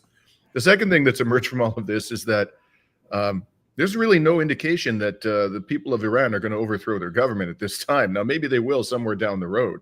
But if anything, support for the government has heightened during this time. And the more that the Iranian government demonstrates its capacity to, and let's call it what it is, to impose justice. This is justice. This is what Israel deserves richly. I'm not talking about killing civilians, but the destruction of its infrastructure, the destruction of its military assets, its intelligence assets. These things should be destroyed because the West has done nothing whatsoever to rein in its rabid Israeli attack dog. And as you mentioned, the genocide is ongoing and intensifying. So as Iranians see this, I mean, you can imagine their sense of pride and vindication. I can't see any indication that this government is going to get overthrown anytime soon. And the third thing that we've learned is that the Israelis don't have the stomach for this kind of fight. Within 48 hours, they went to the Trump administration. From 48 hours from the time that they commenced this illegal war of aggression, which is exactly what it is, they went to the Trump administration and pleaded with Trump to send in, the cavalry. And, apparently Trump reportedly said no for the time being. But the mere fact that they resorted to that so quickly. And the thing that strikes me, I was thinking about this yesterday, Jamal, that just the utter stupidity of the timing of this. If Israel had attempted something like this before this genocide began, and if the propaganda mechanisms of Israel in the West were effective, and they've eroded over time, but if they were effective, they probably could have got a lot of people in the West to support Israel. Mm-hmm. But after 20 months of just shocking, horrifying, mind-blowing depravity on the part of Israel, even people who never had any sympathy around the world for the Iranian government and still don't, are on the side of Iran. Okay, yes. So this is the worst possible moment for the Trump administration to try to garner public support for a war against Iran. The worst possible moment. The reaction amongst the American people will be very interesting to see. I think there is going to be an intervention by the U.S. military. It will probably be big. I hope not. I really hope I'm wrong about this, but I would be very surprised if that doesn't happen. It'll be very interesting to see the reaction of the American people when so many people are outraged in the United States by what they've been watching over the last 20 months. I don't think there's going to be a lot of support in the United States for a war against Iran. I don't think there is. I get the sense that cultists will back Donald Trump. I don't think a huge amount of Trumpers are going to necessarily back away from him.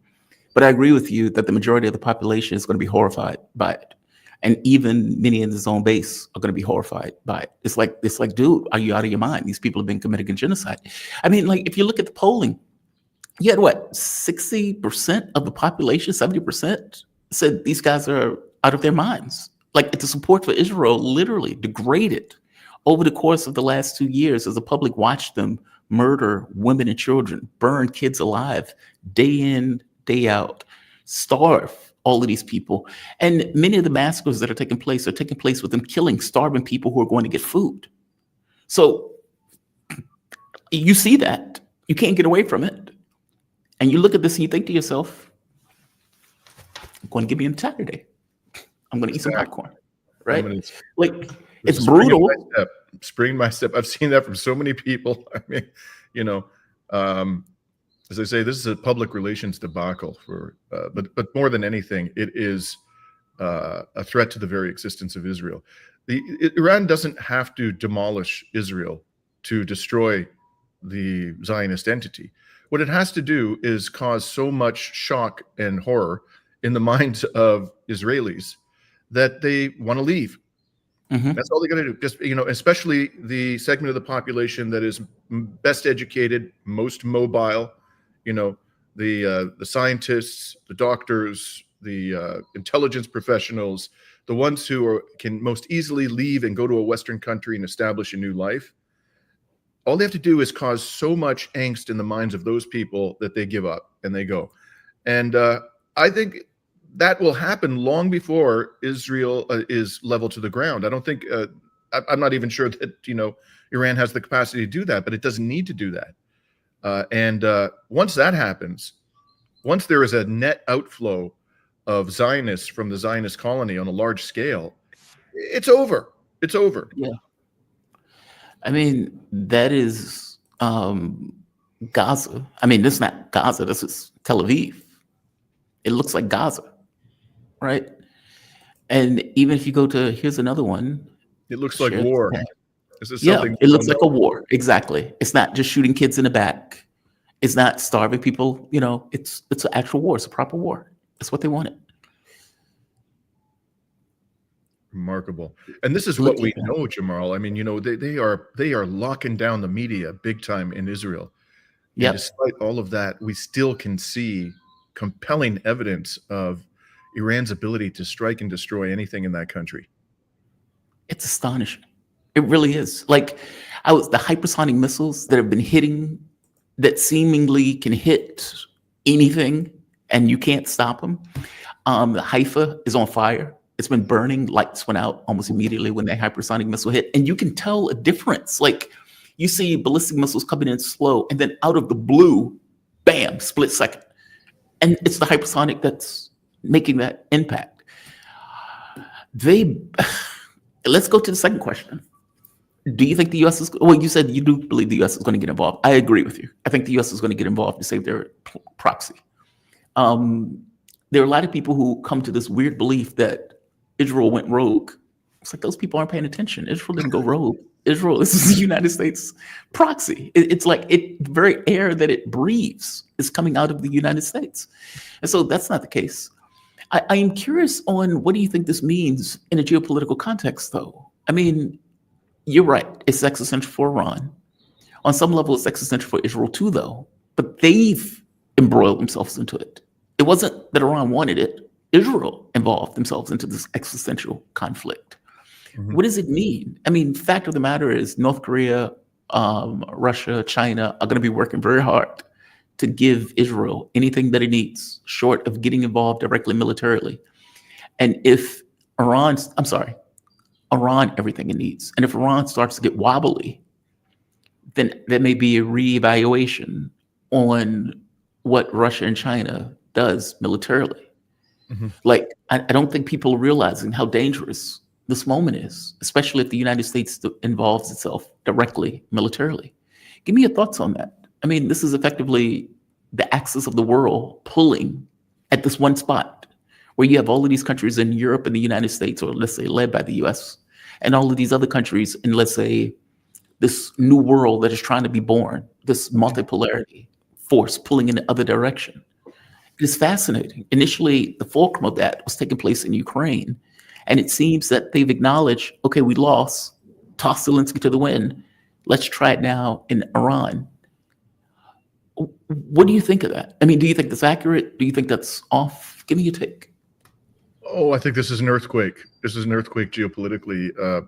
One important detail, which I've seen some discussion of it, but not much, is that, you know, we've learned that the attacks on Russia's nuclear bombers was effected by smuggling into the country trucks that were specially designed and, that had opened up, and they released all these drones, and all of a sudden they were able to overwhelm air defenses because they were unexpected. They were very close to the target and so forth.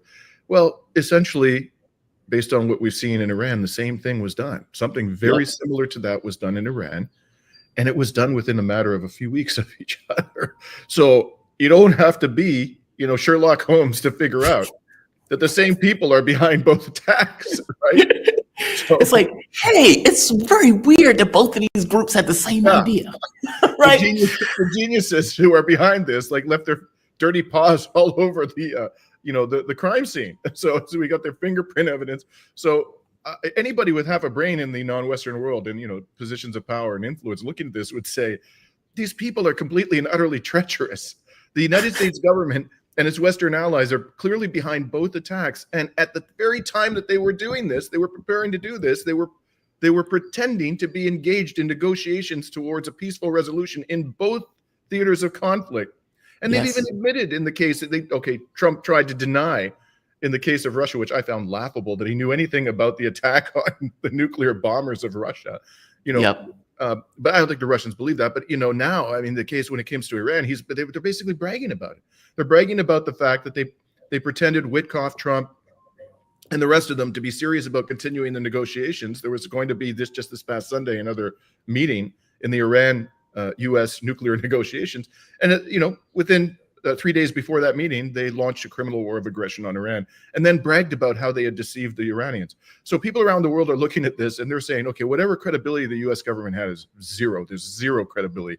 And all the Western governments, you cannot negotiate with these people. They are as treacherous as you can possibly imagine. And I don't think this is a message that's just being received by China, Russia, and Iran.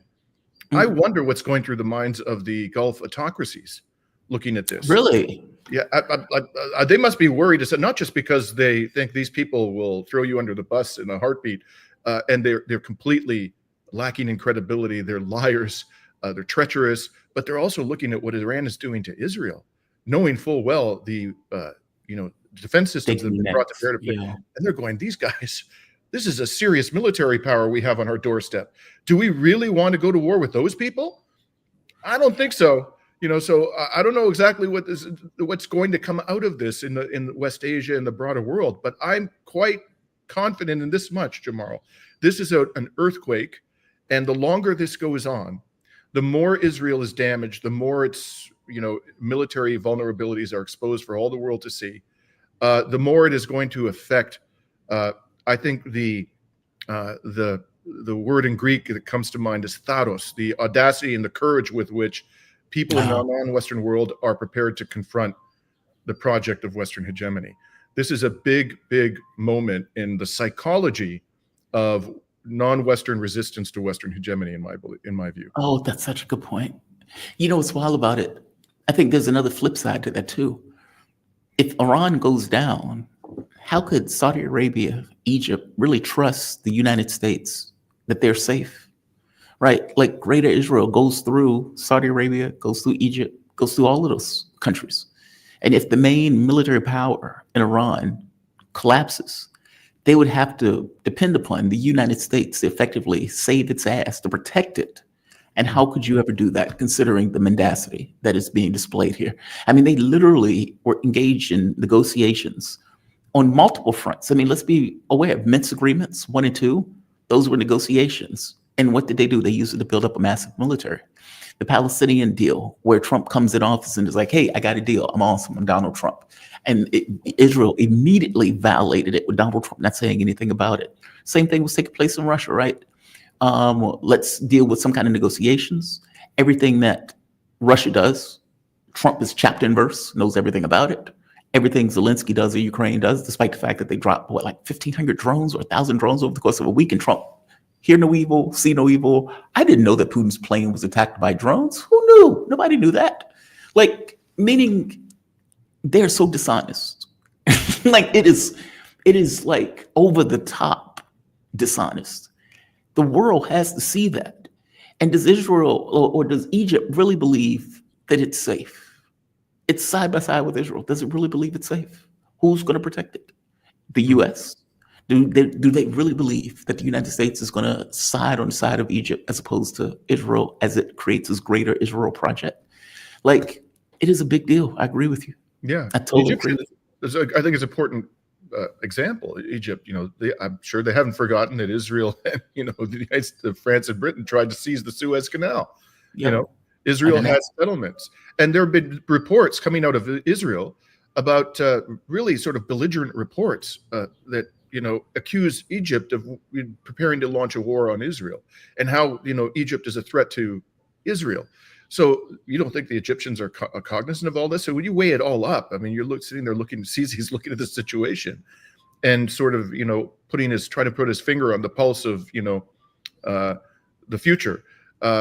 I think he's really weighing up in his mind. I wouldn't be surprised if he's weighing up in his mind whether he needs to reevaluate the strategic priorities of his country and his regime. You think so? In my mind, he may be looking at the false flag, another USS Liberty. Yeah, I'm sorry, I missed the first part of what you said, Jamal. Well, I'm saying he may be looking at a false flag, like a USS Liberty event. You see a 20, 30-year-old, 50-year-old aircraft carrier. That thing is ancient.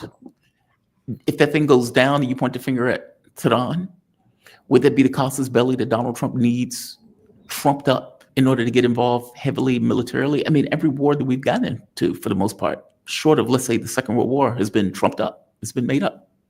Yeah. So they might have sent the Nimitz. I know you're referring to the Nimitz, which I think is scheduled to be decommissioned next year.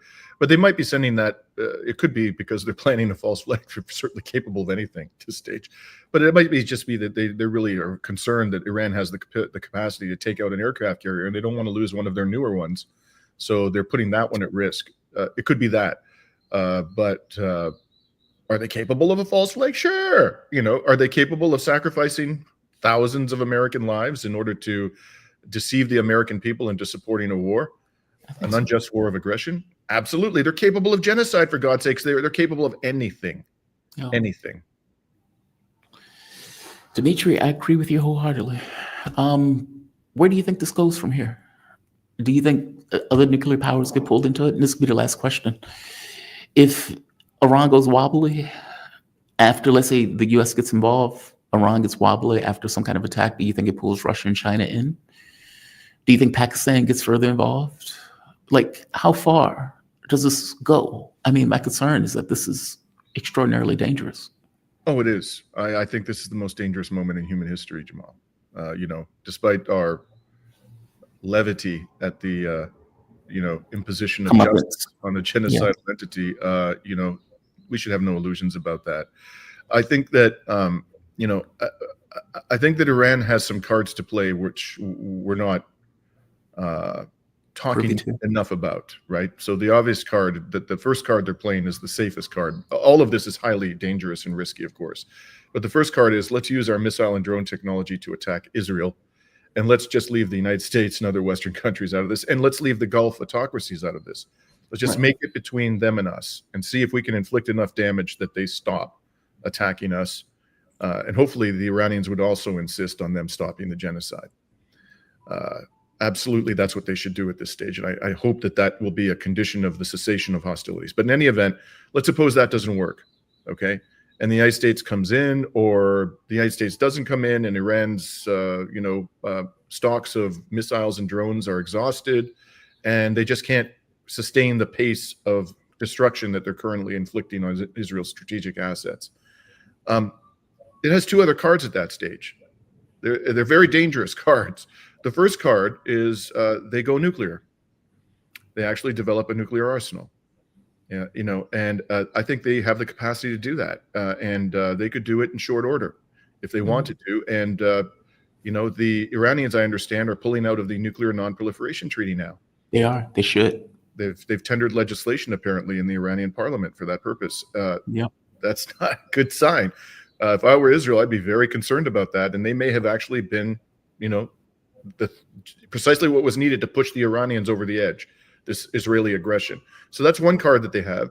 The other card that they have is that they could just set the oil industry in the Middle East on fire. They don't need to have, hypersonic ballistic missiles to do that.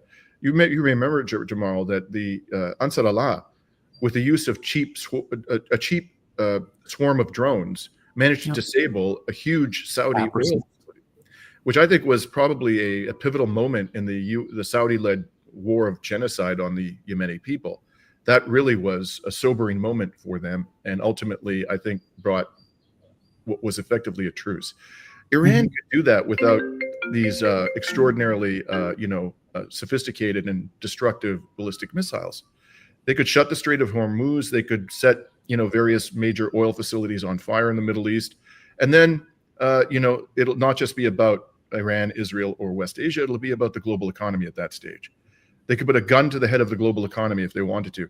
And if you're the Iranian government and you've been subjected to every dirty trick in the book, every level and manner of depravity and barbarism by Israel and the United States and their Western allies, why wouldn't you play that card if you felt that you had to?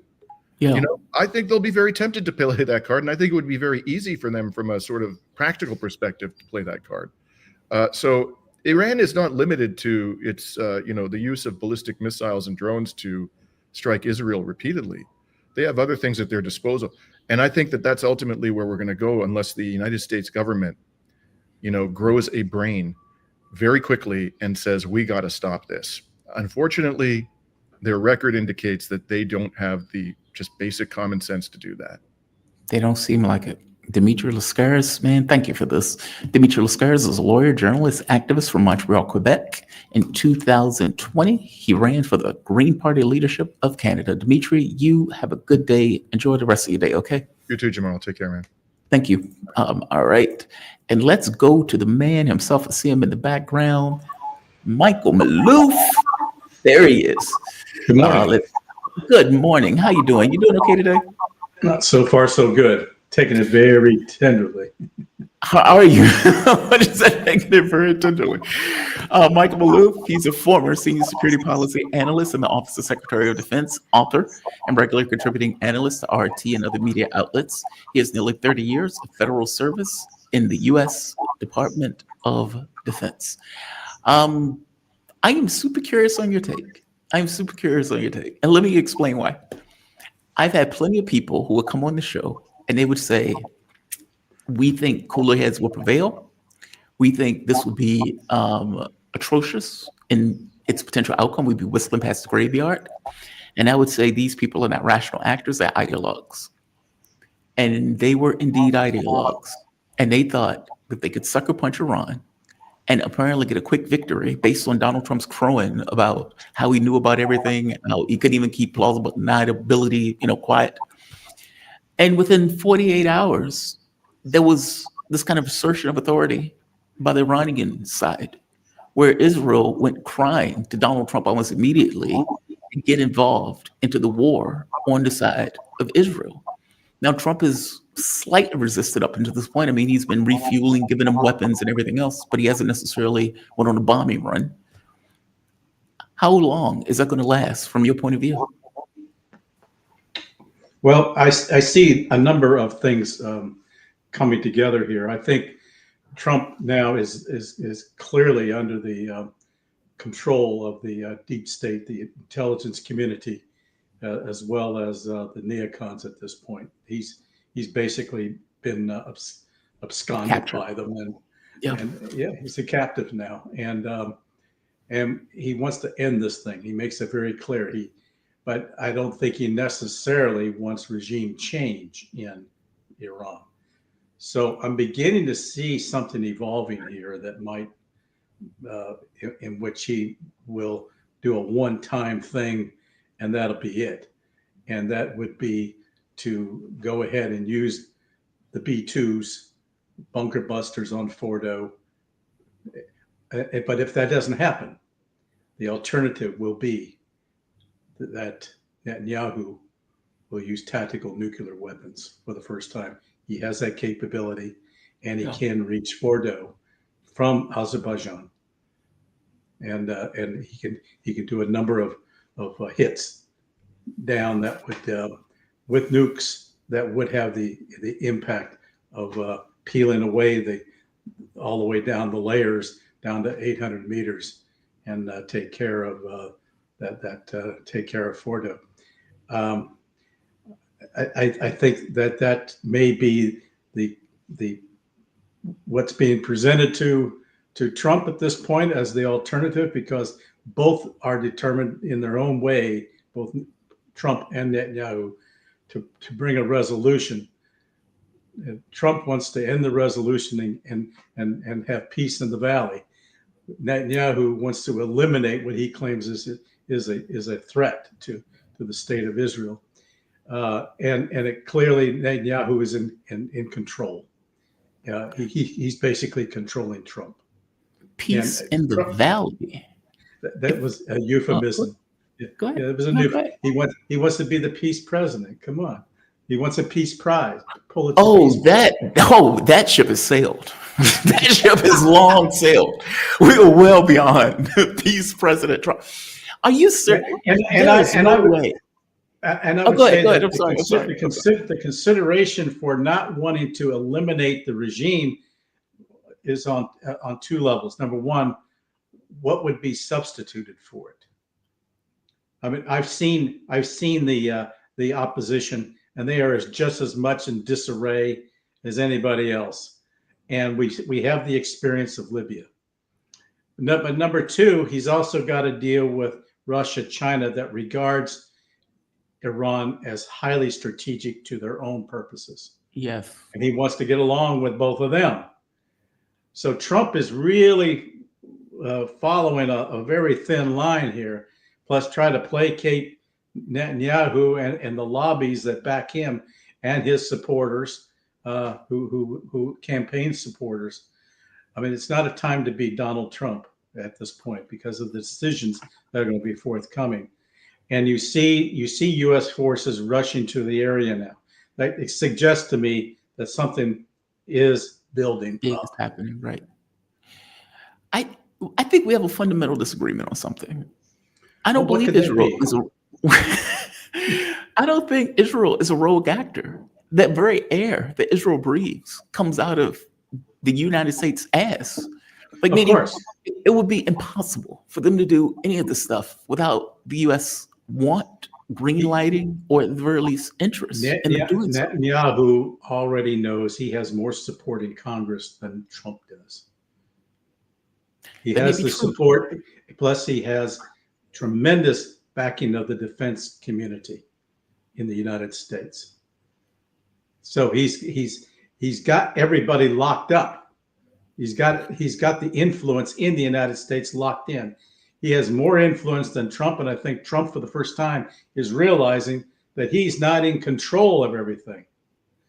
But he's not going to admit it, but he's going to go about and act. So that's why he still talks to Netanyahu.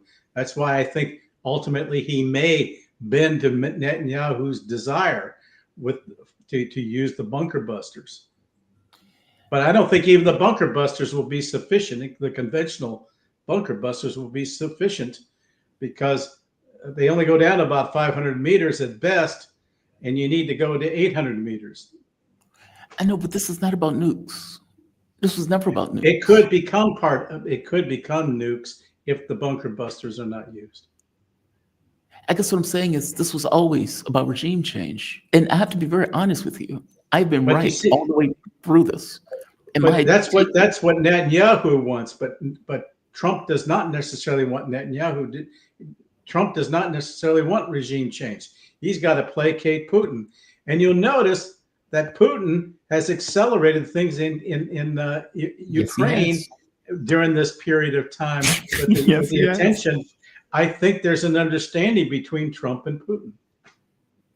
I don't know if there's an understanding or if there's just an over-responsibility that the United States can't cover both at the same time. And that they've tried. They did try. They tried. Yeah, but they can't. Trump brags about being a multitasker, you know? I mean, he's good luck. Yeah, okay. Okay. Yes, I agree with you. They've accelerated events in Ukraine. Ukraine has been getting smashed over the last several days. Oh, yeah. I mean, over the last week, but definitely over the last several days. But I'm wondering, I don't know for sure, I don't know for a fact, but it seems to me that there seems to have been a quiet nod toward Putin. Okay, you deal with Ukraine, I'll have to deal with Iran and Netanyahu. but I'm not going to seek regime change. Otherwise, you don't hear anything that we have that could go in and take over day one from the Western point of view as a substitute for the mullahs and the clerics there. Besides that, the Iranian people themselves voted in the Islamic clerics as leadership. It's embedded in their way of life today. It's the government that we may have a problem with, as opposed to the supreme leader.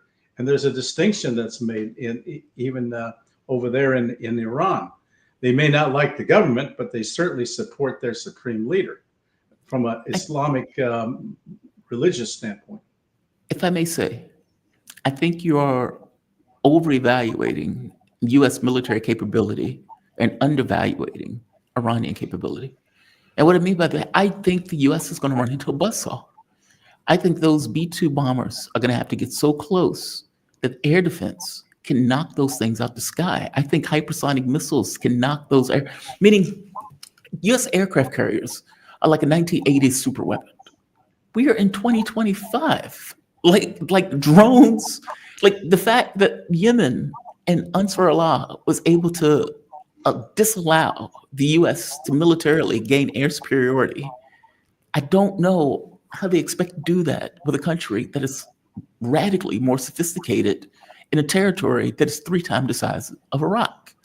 I just don't see how that's going to take place. I don't even believe that they've even played all of their armaments at their disposal, believing that the real war is going to take place with the U.S., meaning I would wager that they assume that fight is going to be with America, not Israel.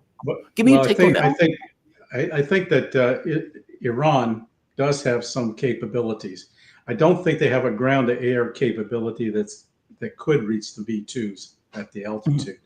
And besides that, they would go in under escort anyway. So also if they were to go in, I think the right now the U.S. would not go in unless they could be assured of air superiority themselves, and right now it looks like the Israelis have a clear shot over Tehran. They're able to go into Tehran at will and bomb even civilian sites. That seems to be what's happening. And air defenses are not reacting all that much. There have been some, but they have not been so effective as to prevent Israeli air superiority. That's a problem. So, but Fordo it may have fortifications that we don't know about, but I can't imagine that we don't know what they are. Besides that, we have a technology that is capable of telling us when a missile is about ready to launch, and and that could be knocked out. We knew, for example, right after Soleimani was killed, we knew when the missiles would be launched and where they were being launched that were coming into the U.S. bases in Iraq. But we chose not to because we didn't want to have a one-on-one, have an escalation. We knew it would be a one-on-one. That would be it. But we knew we had the technology and know-how to know precisely where they were being launched. Those can be knocked out. That's my point. I see. Because those B-2s would go in under escort. I see. And you would have, and they have EMP. They've got the ASEAN systems on those aircraft that neutralizes the air defense systems, communications. I mean, it would not just be 2 bombers flying over. I mean, there's a collaboration that goes on. So that is if the president decides to make that decision. I think he's been reluctant to do that because he feels it would get us more involved. But I think he is prepared, given Netanyahu's persistence and the fact that he's got advisors around him saying the same thing, that he may go ahead and do a one-time thing. Otherwise, we had to just get those damn bases out of the region. What's the point? What's the point of having them? But that's the other part. If the U.S. does that, those bases are immediately targets. Yeah, but with what at this point? What do you mean? Iran has a slew of missiles. They haven't necessarily diminished their stockpiles. I know that, but we got 35 bases out there. We got 40,000 personnel, and they are in areas that Iran has friendly relations with countries right now. And those countries have already, huh? Let's put that in quotes. Saudi Arabia has been allowing their airspace to be used. I know they still have a little friction, but Saudi Arabia and Iran have reestablished diplomatic relations. And they're not fully participating. They're defending, but they're not actively engaging. The enemy. They're defending against missiles that come across their territory. They're shooting them down, but at the same time, they're not responding back at this point. But those countries have said that they will not have told the United States they will not allow those bases to be used to retaliate against Iran. So if Trump wants to maintain his relationships with the Sunni Arabs, he's going to have to comply with their wishes. I think that's why he's in a very precarious decision-making position. Tell me something else. What would be the political consequences of Israel dropping a nuke? Aside from the military, let's say, issues associated with it, there would. I can't imagine there won't be political. Monumental. It would change the course of the world. Look, you've got the United States, you got the CIA, UK MI6, and Mossad all joined at the hip. When you look at the approach that was taken by the Israelis in Iran, it was a carbon copy of what they did in Ukraine. Russia, Putin right now has a real bad taste in his mouth for Netanyahu. And I think he knows what Netanyahu did. And I think he sees the fingerprints of Mossad all over the Ukraine operation. These two are not unrelated. And I think that this has to be taken into the whole strategic equation here on what direction do you go?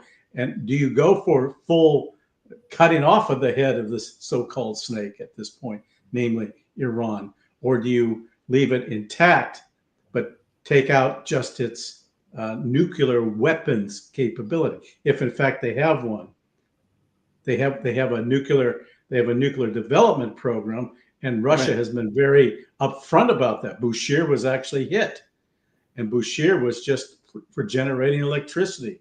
Right. But and Russia has told Trump, we want to build more reactors for their medical reasons and all that.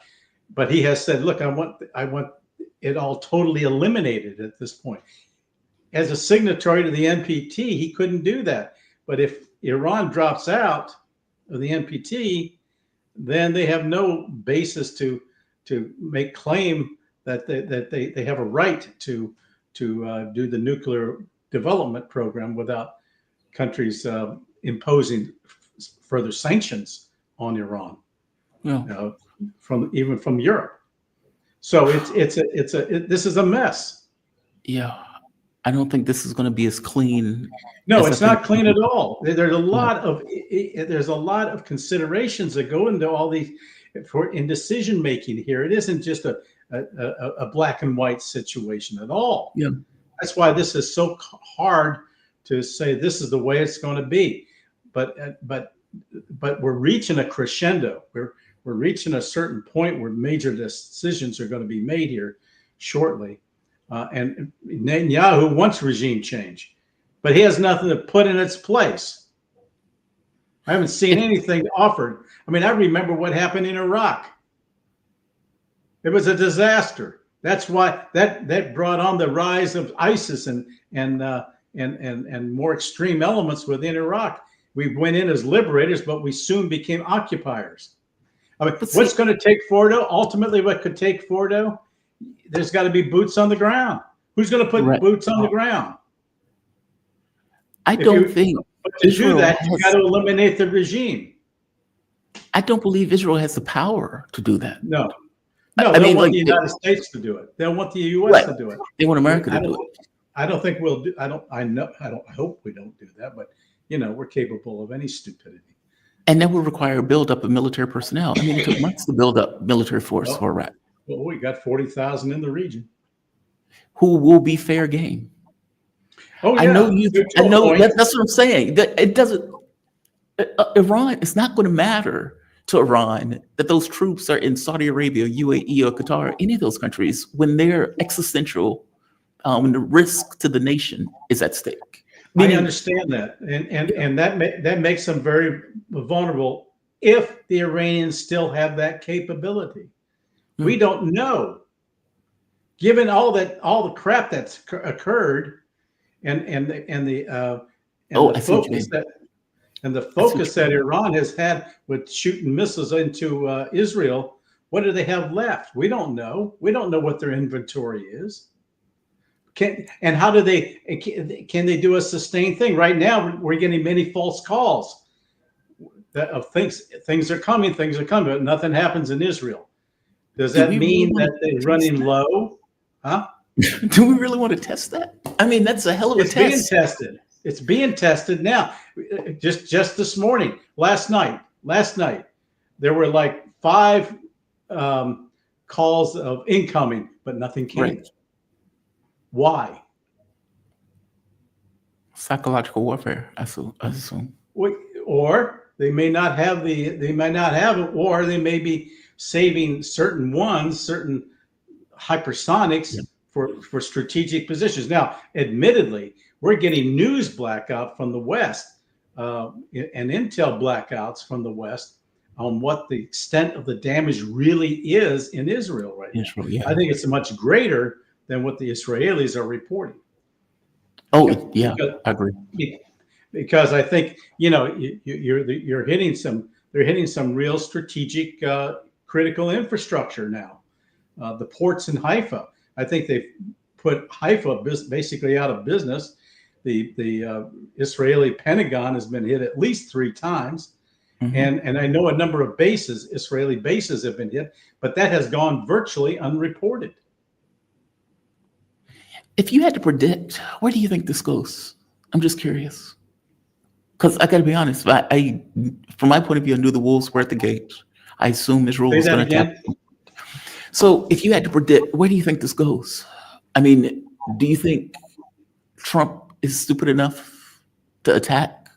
Do you think Netanyahu is crazy enough to drop a nuke? Would Pakistan drop a nuke on Israel if indeed they drop a nuke on, meaning this stuff gets very unpredictable. Well, this could cause a very regional expansion because the Pakistanis have already threatened just that if Netanyahu resorts. But I think he won't. I don't think Netanyahu will resort to a tactical nukes on Fordo unless Trump turns him down totally on the B-2s. Then I think it's going to be in play. And I think that Netanyahu feels that he could probably deal with the Pakistanis as well. I mean, he's dealt with everybody else in the region. Pakistan, well, hasn't really dealt with Iran. I mean, he's been getting torched. It's been pretty effective. He just knocked off the new chief of staff of the IRGC, who's only been in office for a few days. Yeah, I think he would go against Trump in terms of killing Khamenei. I think that's a possibility as well. I think Netanyahu will defy Trump and do just that. I'm not certain that Trump is against it. I'm not certain Trump stop him. Yeah, Trump can't stop him. And killing an individual is different than militarily winning a contest. Meaning, but you're hitting the head. You're hitting the supreme leader. That's big. Look what the reaction was when Soleimani was killed. No, what I mean is the other general or whoever, that other military guy. And by the way, why do these guys keep getting killed? They don't have a bunker somewhere? It's super weird to me that I understood the first attack where they were ill-prepared. But now, why is he not in the bunker? Well, I don't know. I don't know the answer to that. They stay in their apartments. And What the hell? they're getting local support. I mean, the MEK is very active. And they have people on the ground. Mossad has people on the ground who are helping guide them. This isn't just them being outsiders. They've paid people very, very well, people who are opposed to the clerics and within Iran. So they're getting a lot of assistance, and pinpointing where these people are staying or even living, I think, is something that has astonished us. And they're being killed by drones that are shot locally. Yeah, these are not long range.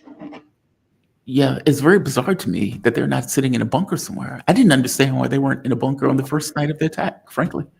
But now it's very weird. Well, they were called together to a meeting, and how they hacked is beyond me. The other thing too is that the reports I've read is that the Iranians have been quite successful now in reversing certain things and getting ground-to-air systems in Israel to actually come back on their own launchers. That takes an incredible amount of know-how and technical know-how, and that there was a THAAD system that just blew up the other morning, and I saw the video on it. The missile goes off and actually came on back and hit the launcher. Who would have thought that there was that capability there? But it's there. So, but again, the Western press is not reporting these things, and so there's probably more damage occurring, which then lends the question of what do the Iranians still have in their quiver? What arrows do they still have? And that's unknown to me. I do know they have hypersonics. They may not have used them all yet. By the way, the Hezbollah has not used all of its missiles either. So there's a possibility that something they can also be involved. Could happen from Lebanon. Michael, I appreciate this. This is chaos. Well, it's chaos, yeah. And I'm not pretending to have answers. I'm just laying out these various scenarios and prospects that are occurring, given how rapid things are happening, and everything that is occurring, and the decisions now that we're reaching the points of crescendos that we're reaching, that where big decisions are going to be made that need to also take into account geopolitical considerations. Basically, what does Russia do? What does China do? Yeah, because of the geostrategic importance of Iran itself. Yeah, if Iran gets wobbly for them, does their calculation change? Yeah. Oh, it's quite something. Oh, wow. Michael, thank you for this. I really do appreciate it. We're in unprecedented times. That is an understatement. That is an understatement. I mean, it's funny. Everybody was looking at Russia and Ukraine thinking, oh my God, this can go out of, spiral into oblivion, not paying attention to the wackos with nukes in Israel that is willing to use those nukes, meaning they're throwing themselves into danger. And it's like, save me, or else I'm going to use nukes. It's just outrageous. Well, Netanyahu is threatened. If it meant the survival of Israel, I think he's prepared to do it. And he now regards the nuclear program of Iran to be a threat to the existence of Israel. So we're at that level. Steve, that's why I so disagree with you. It's not about the nukes. It's just about the existence of Israel, of Iran in and of itself. But I don't think you heard me. I said he has threatened to use nukes if it has to do with the existence of Israel. Oh, I see. If the existence of Israel is threatened, then he would use nukes. I think Netanyahu is suggesting that they're at that point, that Israel's existence will be threatened if Iran's nuclear program continues, and if Fordo is not destroyed. I think it's come to that in Netanyahu's mind. That's what I'm hearing. It's about the existence of Iran in and of itself. Iran Like will we have- exist whether the government and the supreme leader and the mullah, the cleric regime will exist, remains open. And Trump is not there yet. Netanyahu already wants to eliminate them, but he doesn't have anything to offer as a substitute. If they pop off a nuke, this becomes radically unpredictable in regards to how the Oh world yeah, responds. well, it's almost out of hand now. Yeah. And Israel could be nuked themselves if they do that. Like, they've thrown themselves into the situation. And now Well, yeah, they're like, what would we can be say- what would be the reaction should Netanyahu employ his tactical nukes? yeah, that I is, wow. Michael Maloof, thank you for Another day. this. I know, right? Former senior security policy analyst and Office of Secretary of Defense, author, regular contributing analyst on RT and other media outlets. He has nearly 30 years of federal service experience in the U.S. Department of Defense. Michael, you have a fantastic day, man. Thank you for this. You too. Thank you. Wow, this is a mess. This is a mess. This is a mess. What time is it? Let's go to chats before we close it. I just fuckery, to put it mildly. Daniela Modest Cutter, super sticker. Well, thank you, Daniela. I appreciate it. Deeply appreciate it. Look, these videos get demonetized. The video I did yesterday got demonetized. I'm mad as hell. Thankfully, the one that I think I had nearly 30,000 on that video, that one fortunately didn't get demonetized, even though initially it was saying that it was. My point is, your help or your support for the channel is definitely beneficial, and I thank you for it. It definitely keeps the channel going. It keeps the content ticking along. So thank you. Jabari, BLC Media, are you happy now, Jamal? Iran got that smoke. Iran got that smoke. No, I'm not happy about any of this nonsense. From my point of view, there was a wolf at the door. There was a monster at the gates. And that monster was coming. He was going to knock, regardless of what you did. It was always coming. That monster was 20 years in the making of getting to that door. And finally, with the fall of Syria, with the diminishment of Lebanon, that monster believed we've murdered people en masse for the last 2 years without any, let's say, we did it with impunity. The entire world watched. We burned kids. We've attacked hospitals. We have shot starving people in the face and back. We can do whatever we want. We've taken down Syria. We blew up pages for Hezbollah. And the Western world cheered us on as we did it.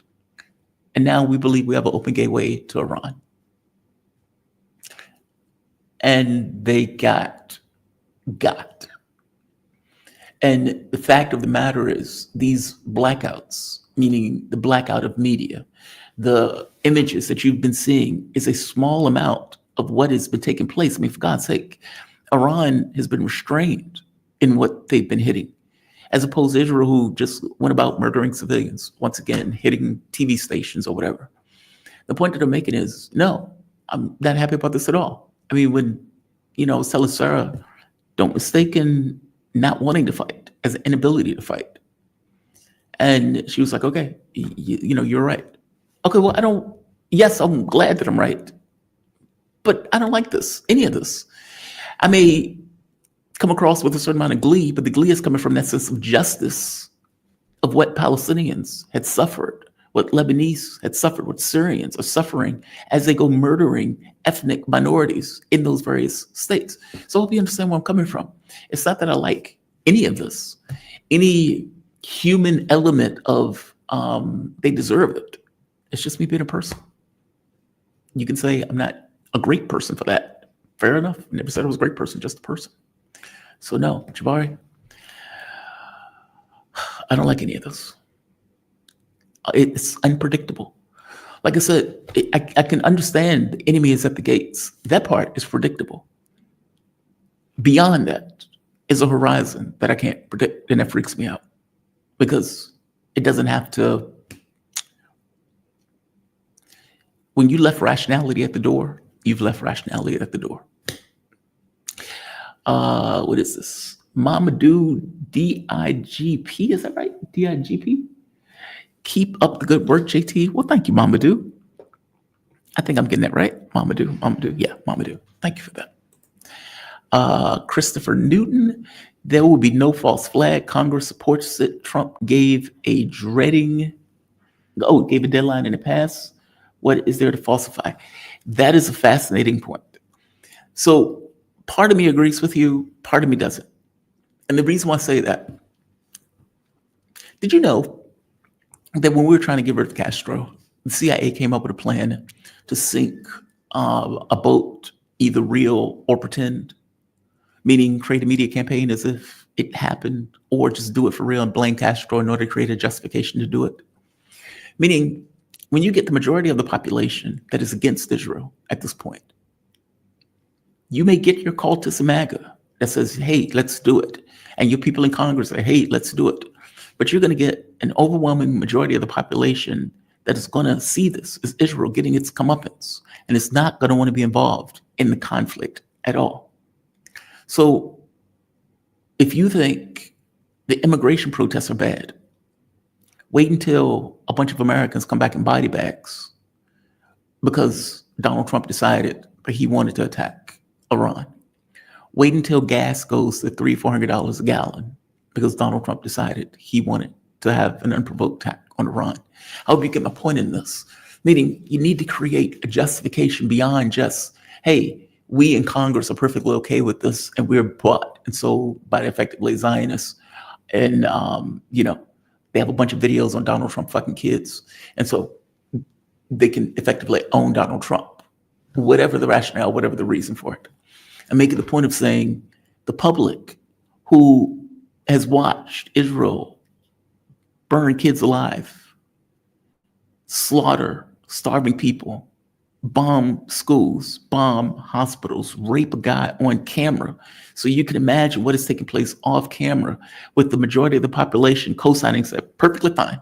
The majority of the population saying there are no innocent Palestinians. Even infants are fair game. If there is even an iota of conscience in an individual who sees that, Piers Morgan doesn't count because Piers Morgan is a fucking genocide denier. But regular, random American who sees that, who may have kids, who may feel something about what is taking place, even if they don't necessarily like Hamas, they look at that and say, okay, that's well beyond the pale. How do you justify going to war with a country that has never attacked you, that is no threat to you, and risking American lives to do it? You need a rationale.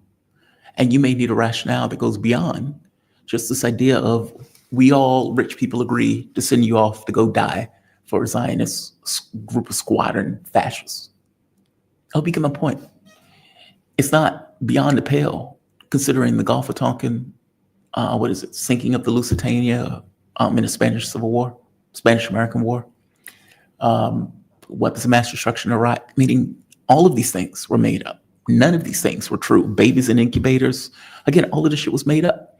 What is the point in going through all of that? If you're right, you don't need to go through all that. I hope you get my point. You already had neocons that fundamentally agree with your position. What is the point in pretending? Well, they go through this pretending for various reasons, a lot of which is try to get the public on board for it.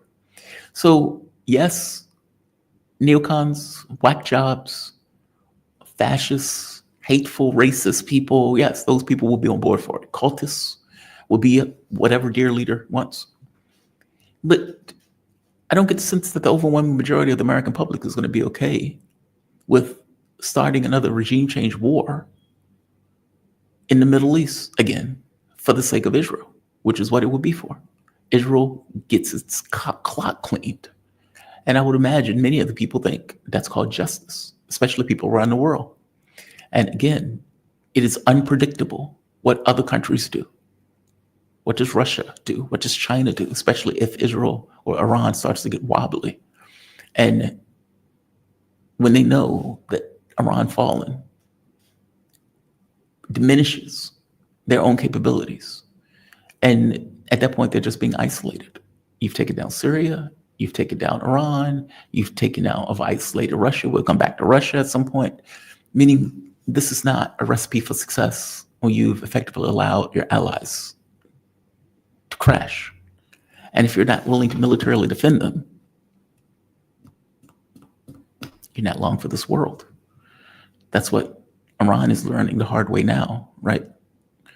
Letting Syria fall in many respects damages Iran's capacity to resist, just like allowing Iran to fall damages Russia's capacity to resist. Allowing Russia to fall damages China's capacity to resist. I hope you get my point. So yeah, you may need to set a context. Studying a context, propaganda, and yeah, false flag. I've watched these people get hundreds of thousands of people killed in the Ukraine war. I've watched them commit a genocide to the tune of hundreds of thousands.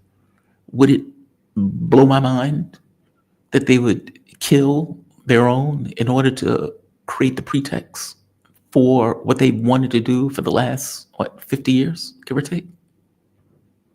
After what I've seen, no, it would not blow my mind. Let's keep going. Hani,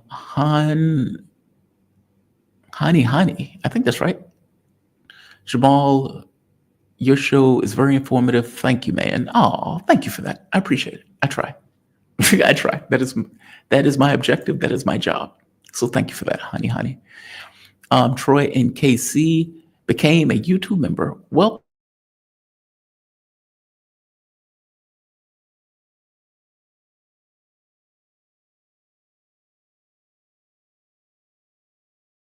what's going on?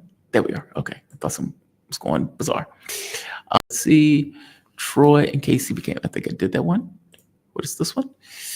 Ice Rezio, I think.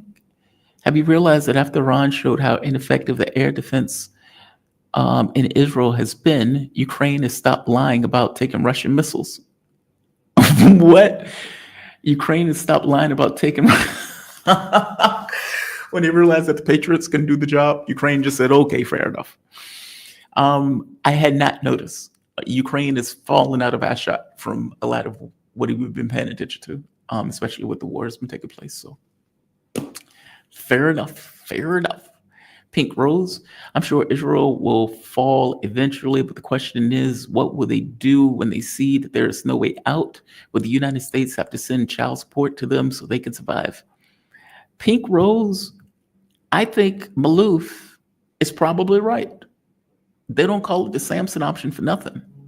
If you think back to it, Samson pushes the pillars, the wall falls in, everybody dies.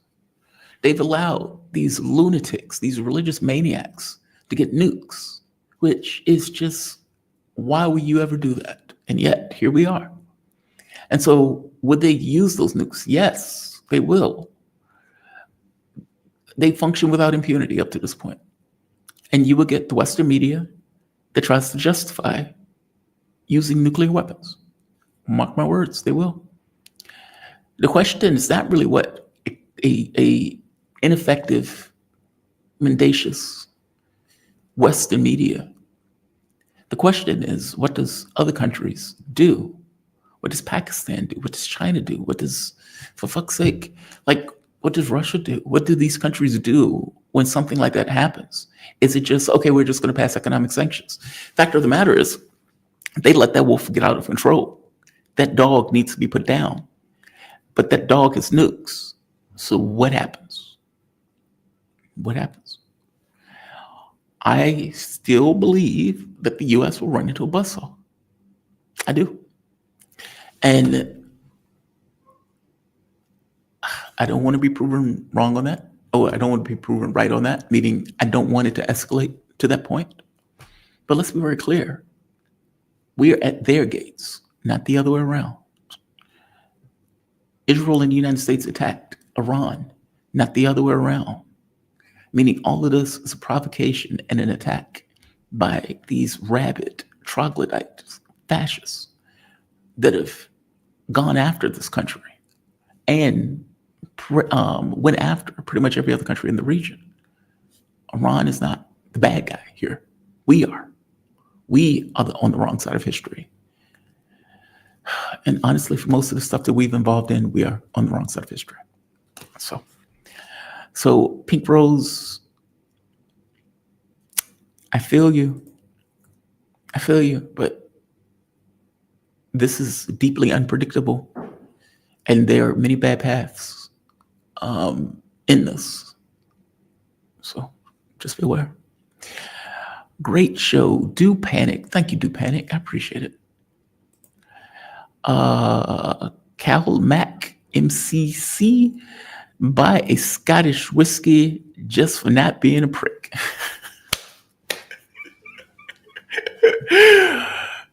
Thank you, Cal Mac. I will take you up on that. I'm going to find a bar and damn it, I'm going to buy me a Scottish whiskey. Thank you for that. Timothy Gibbons. Thank you, Jamal, for a flawlessly epic show at such a critical time. I don't know about flawless. I don't even know about epic. I try to be honest, if nothing else. I suppose a bit cold-blooded in my take on some of this stuff in a way that my mom would probably cringe at. But you know me, I've always been this way. You know, if somebody was a prick at a funeral or somebody was an asshole, I am always stunned that people get at the funeral and act like the guy was a good person. Even my own family members, like, who the fuck are they talking about? The guy was horrible, alcoholic. Life is precious when it's relatively good. But, you know, I'm not trying to coddle a Nazi, nor do I think people should. And if you are acting like a Nazi, I'm going to call you a Nazi. It has nothing to do with your religion. It has to do with what you do, not what you believe. It is what you do is the difference. The fact that they've been able to do this for all of this time frame in the world just to buy and watch. That gives you a context of the world. That gives you this belief set when you're looking at these people. It makes you a hard ass when you're engaging what's happening to them in this case, which is why Dimitri and I had a bit of a strut in watching it. You can say that, well, wait a minute. When they were murdering people and they were dancing on their graves, what makes you different? I would say that the difference is that, A, they were occupying a country, meaning they were effectively having an apartheid state and open air ghetto. B, they were murdering women and children in mass, starving those women and children. Lord knows what they were doing to them in those torture cells. And they thought it was fantastic as they were doing it, even eating popcorn and having viewing parties while they did it. Our take is one of justice, meaning our take is a response to. Our take is watching them do this for years and finally getting their comeuppance in this very human way of justice. There's no other word for it. You can say revenge. You can use that word if you want. Maybe in part, but ultimately justice. Even as we speak, they're murdering Palestinians, shooting them in the face that are starving. They've killed, like 100 over the course of the last day alone. And they seem to be intensifying the killings of Palestinians as their ability to defend themselves from Iran weakens. Meaning in this war of attrition, they are weakening. They are not being able to establish dominance. They're running to Donald Trump, begging him for help immediately, and have been murdering Palestinians almost as a response for not being able to gain that level of dominance. These are the people, the monsters, the sociopaths that we're talking about. So I guess on this, I'm trying to call a spade a spade. Yeah, just trying to call a spade a spade. It's just, it's right and wrong. Like very basic right and wrong stuff. Christopher Newton, I knew that Operation Northwood is, man, the American people think Trump can MAGA. They're probably just caps. Oh, on their way to World War III.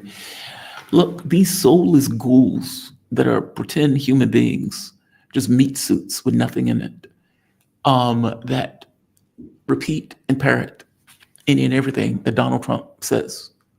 These people are a problem every bit as much as those people who act like the Democratic Party is, the best thing since sliced bread, that Joe Biden was vigorous, had hard sex with Jill Biden, and would breathlessly tell you that he was just sharp as a tack. And Kamala Harris was greatest thing ever. And Joe Biden was the second coming of FDR. Okay, all of these people are lying, right? All of these people are full of shit. I am very worried about cultists in whatever party they're in, because ultimately they don't really care about reality. They don't care about ethics. They don't care about morality. They don't care about values. They don't really have any values.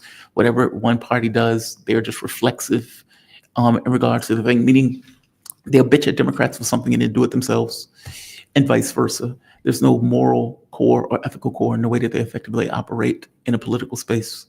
I'm not saying that people are perfect. Everybody falls short of glory, right?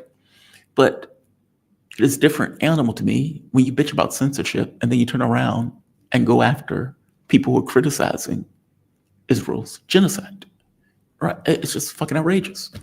My point is, they will claim, oh, MAGA, Donald Trump is going to get the Peace Prize. Donald Trump starts a bunch of wars, and then all of a sudden they don't care because dear leader did it.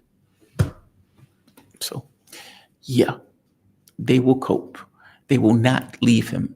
If anything, you may get a small percentage that backs away from Donald Trump on this. The overwhelming majority will stay pat, and they will come up with all the excuses in the world on why they have to help and back dear leader and trust the process, which is pathetic. Todd Williams, thank you, Todd Williams. Much appreciated. Much appreciated. Jin Ho Choi, member for 2 months. Well, thank you, Jin Ho Choi. I nominate Countdown to Looking Glass by Dawn's Early Light for the inaugural Jamal Thomas Morning Movie Night in June 2025. I don't think I can play a movie here. Can I? I can't play a movie on here, right? I guess if the movie is already on YouTube, maybe we can do it. But Jesus Christ, that's a long time, man. Countdown to Looking Glass. Why is that? It sounds familiar to me. Countdown to Looking Glass. And by Dawn's Early Light for 1990. And I think about it. I'll think about it. Because we never really did anything for the 50K, did we? Yeah, we never really did anything for 50K. And Lord knows, at 100K, I'm going to be unhinged. I'm going to be unhinged. I'm going to be on all sorts of chemicals. That is illegal here in Malaysia. They have a death penalty for any kind of chemicals. But Lord knows, unhinged. Unhinged. If I hit 100K. And then I was talking to my mom. I was like, I don't want to drop dead before hitting 100K. I would be mad as hell. Like, it's like you're just there, and then you just, you get hit in the head by a flying toilet out of a space station. Wraith, movie night. That would be, what is it? What was it? That would be next level and amazing. Really? You think so? Justice by Kamala Harris. Justice by Kamala Harris. The Trump train just derailed. He stabbed his supporters in the back when he went to war.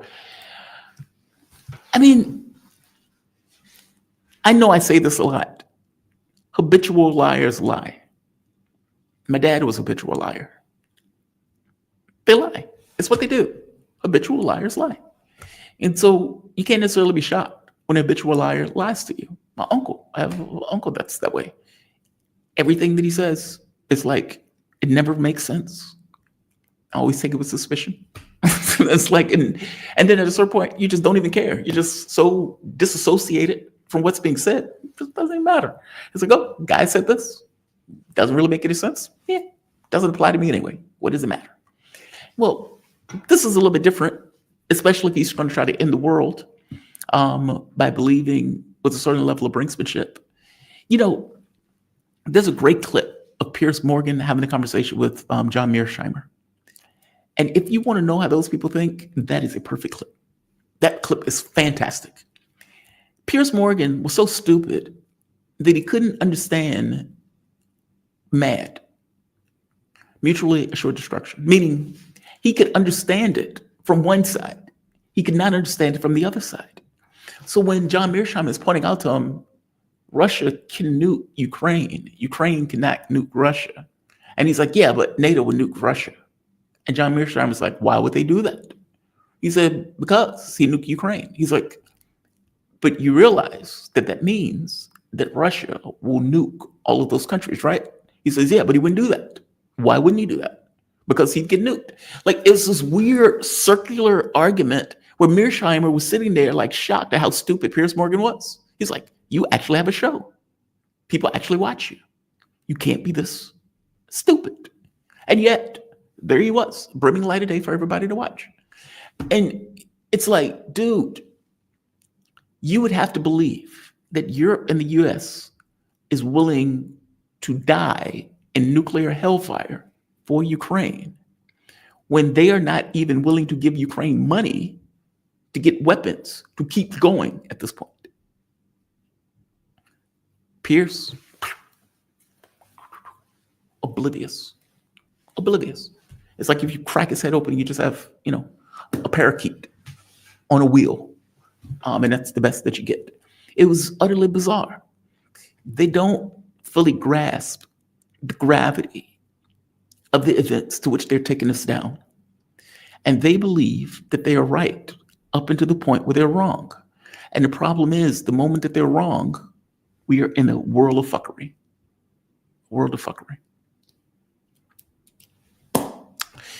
All right, I'm going to end this. Oh, wait, there's another one.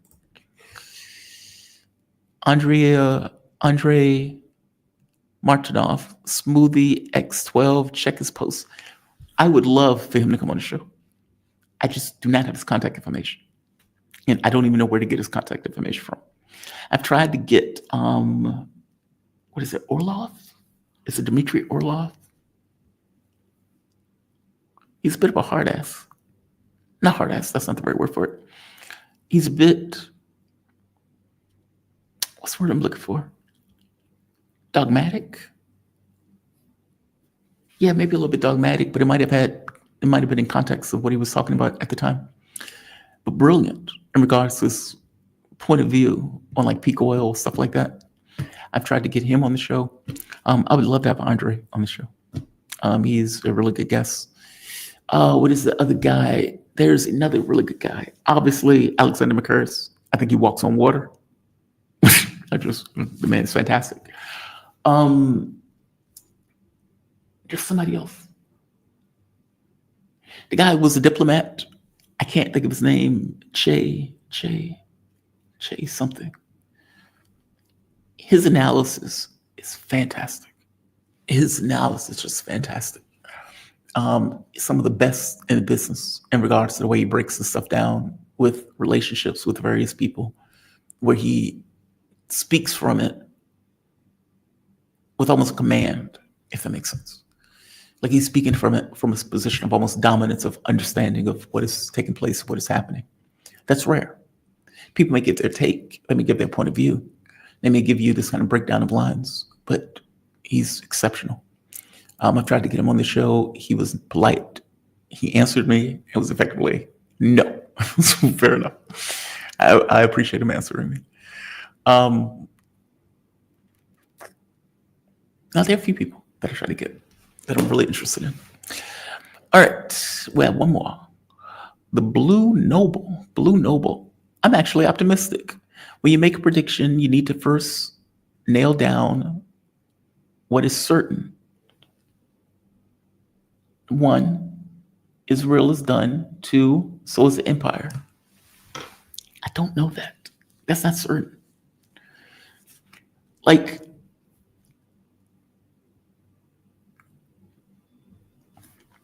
I break it into lines like chess. There's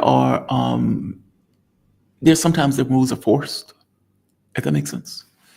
So if I need to look, when I was a kid, I could do this much better when I was in my 20s. I play all the time, where you're looking at like 15 moves down the line. Well, you can really only do that if the moves are forced. And even then, it starts to get hazy because what you might think is forced, 5, 6, 7 moves out, there may be a pawn that's sitting in a weird position that fucks your life up. Now, things start to get hazy the further out you look. If the moves are forced, this takes, I move here, he has to move here, I do this, he has to respond to this. Okay, well, then you could start doing that. But I don't think that's where we are. I don't know what Russia, China does if Iran gets wobbly. I don't know what the world does if Israel uses a nuke. I don't know what Pakistan does if Israel uses a nuke. I don't know what happens in any of these situations. I don't know how many missiles Iran has. I'm assuming they have a shitload because, after all, they've been stocking up for the last 20-something years, praying for war with the United States. So there's that. I believe that their stockpile is intact. I don't know how far Trump is willing to go. I don't know what happens if Iran gets bombed and their response is to destroy all of those Americans in those military bases that are nearby.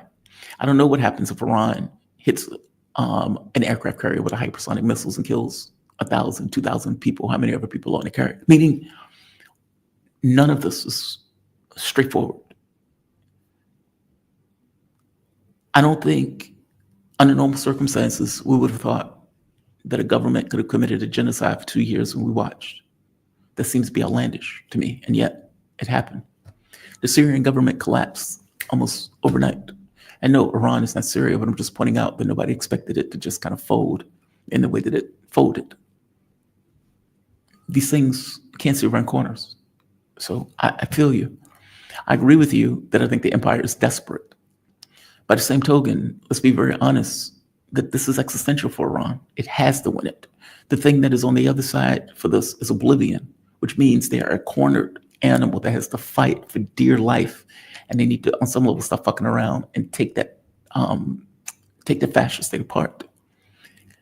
They also need to get some kind of deterrence in regards to some kind of umbrella that if Iran does fire a nuke, that there will be radical retaliation by some other factor. And to be honest, it is a dereliction of responsibility to state that they don't have a nuke already. They should have already had one. They're just being honest. This war wouldn't be happening if they did. This war and the nuclear deterrence of weapons of mass destruction in Iraq. Okay, well, could the U.S. have attacked Iraq if they had weapons of mass destruction? No.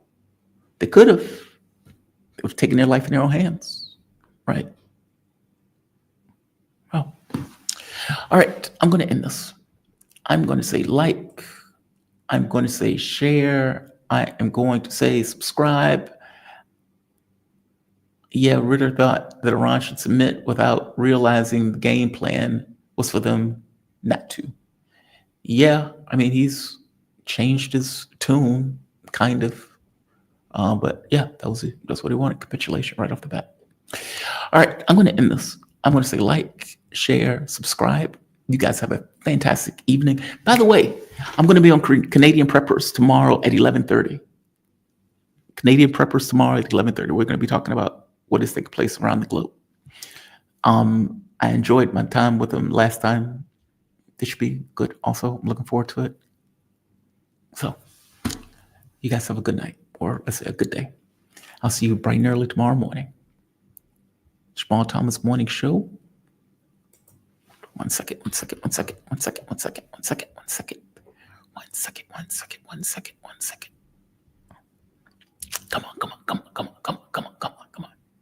on. One second. By the way, I'm going to try to get, that reminds me, what is his name? Jeff Rich. I am a big fan of Jeff Rich. Some of the historical stuff that he has on the channel is fantastic. I'm trying to get him back on the show. All right, guys, you all have a fantastic evening, and I'll see you bright and early tomorrow morning. Jamal Thomas Morning Show, episode 177. Signing off. Be safe, all.